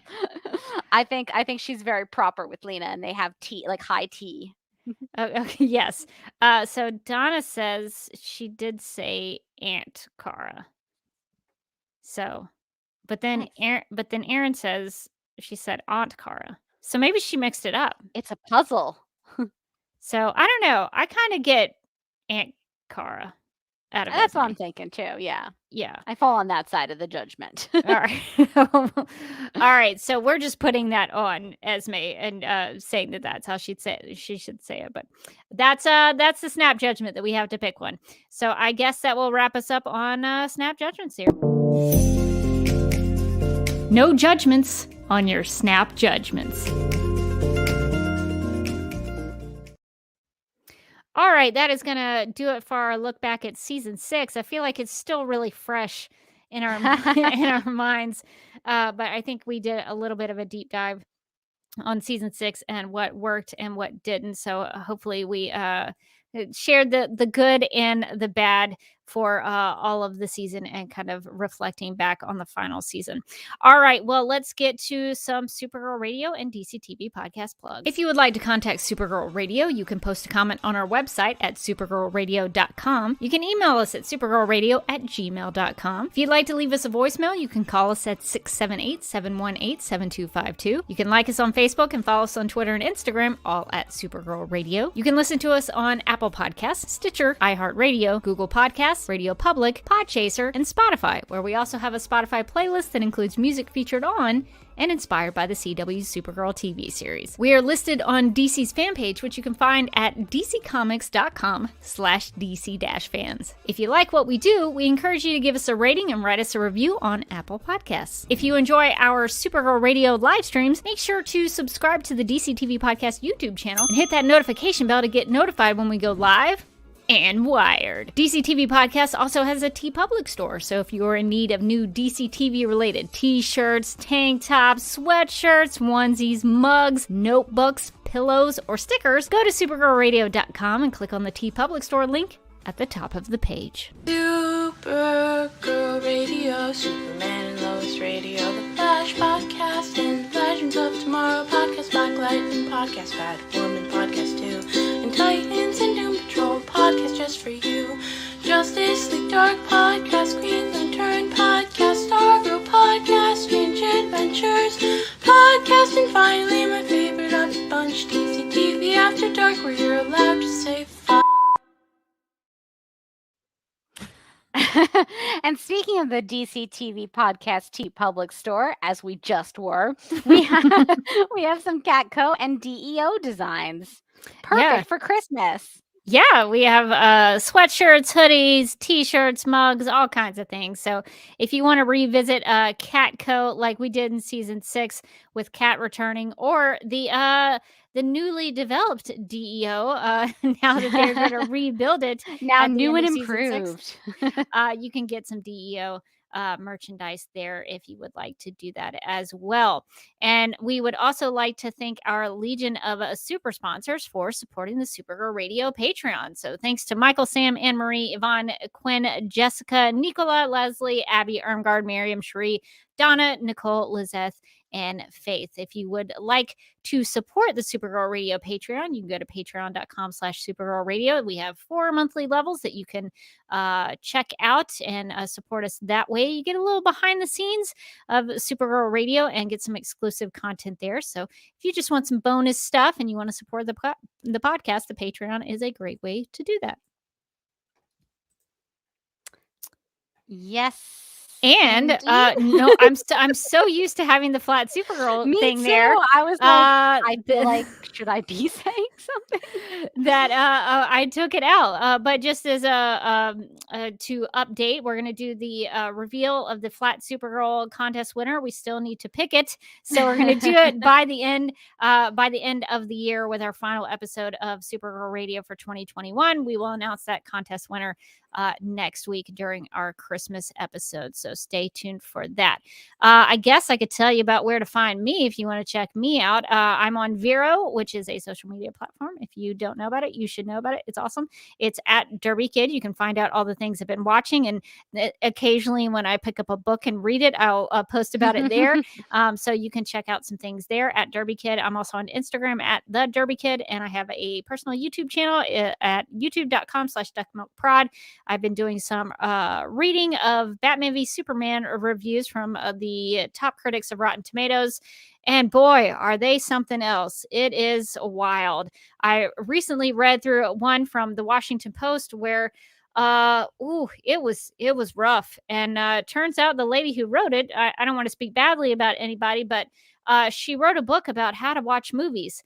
And I was like, no, I'm not. Is there like a specific way to do that, or do you just watch them? Well, I guess she teaches you how to do it. I don't know if I'm going to buy that book, but I just thought it was interesting that I did not agree with how she watched Batman v Superman. So she wanted to teach me how to watch movies. And I was like, no, thanks. I think I got it. It's almost like art is subjective. I don't know. I think there are objective elements that you can look at when you review things. But you know what? I think I got it. I'm good. I think I can watch them. So I'm good to go. So that was really interesting for me to learn that. So if you want to check out some of those reviews, check me out on my Duck Milk Prod YouTube channel. And you can find me on Twitter and Instagram. I'm at Mojotastic. You can also find me as a co-host on the Legends of Tomorrow podcast, where we just went into our hiatus, but we also reviewed a Christmas special that anyone who is involved in the Arrowverse could watch. It's called Bebo Saves Christmas. Nice. We had a lot of questions for that special, like, what is this? Why are we watching it? And most importantly, who was this made for? And so if you too maybe flipped on Bebo, went, what is this? And had a series of questions for yourself, you might want to check out that podcast episode that's dropping this week. We also have some overhauls of our Patreon levels that we're going to be rolling out pretty soon, and a special Patreon episode that should be going up on our Legends of Tomorrow podcast Patreon. So some fun stuff to look forward to for the hiatus. We're planning on doing our 100 episodes of 100th episode of Legends of Tomorrow retrospective, where we come up with 100 great things about the show, like 100 moments about the show. That's work in progress. That'll be some point during this little hiatus that we have, which is actually not very long at all. The show comes back like the second week of January. Oh my goodness, yes. You can't just let me live for a second. Thanks for nothing, Bebo. Well, that sounds like a lot of fun. That sounds like some good ways to celebrate the show and the podcast. So that is awesome. Well, definitely check it out. I might have to watch that Bebo Saves Christmas special, even though I don't watch Legends of Tomorrow. You don't have the weird thing is that you literally don't have to even have watched any show on the Arrowverse at all to watch Bebo Saves Christmas. A strange choice. So if you do, I would love your take on what you thought of it, because I don't even know what I thought of it. Well, maybe that could be a future Supergirl Radio Patreon exclusive. It sure could. Rebecca watches one episode of Legends of Tomorrow. It's actually not an episode. My DVR didn't even record it. Oh, no. I had to watch it with all the commercials because I was like, oh, it's an episode of Legends, right? It'll record in the Legends spot. No, it won't. That is just really strange. I guess they aired it just as a Christmas special. That is wild. All right. Well, I think that's going to do it for this episode of Supergirl Radio. But until next time, I'm still Rebecca Johnson. And I'm still Morgan Glennon. And thanks for looking back at season 6 with us.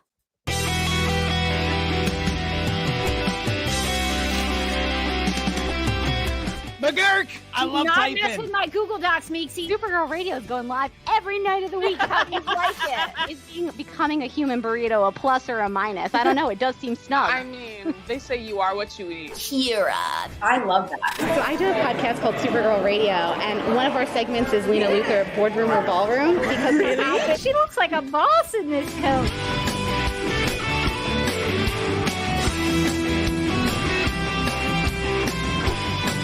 Nasty Luthor like a different Luthor? It's not just Lena being mean? No. Helen Slater here. So fun to know that you're hosting a podcast called Supergirl Radio. Yeah!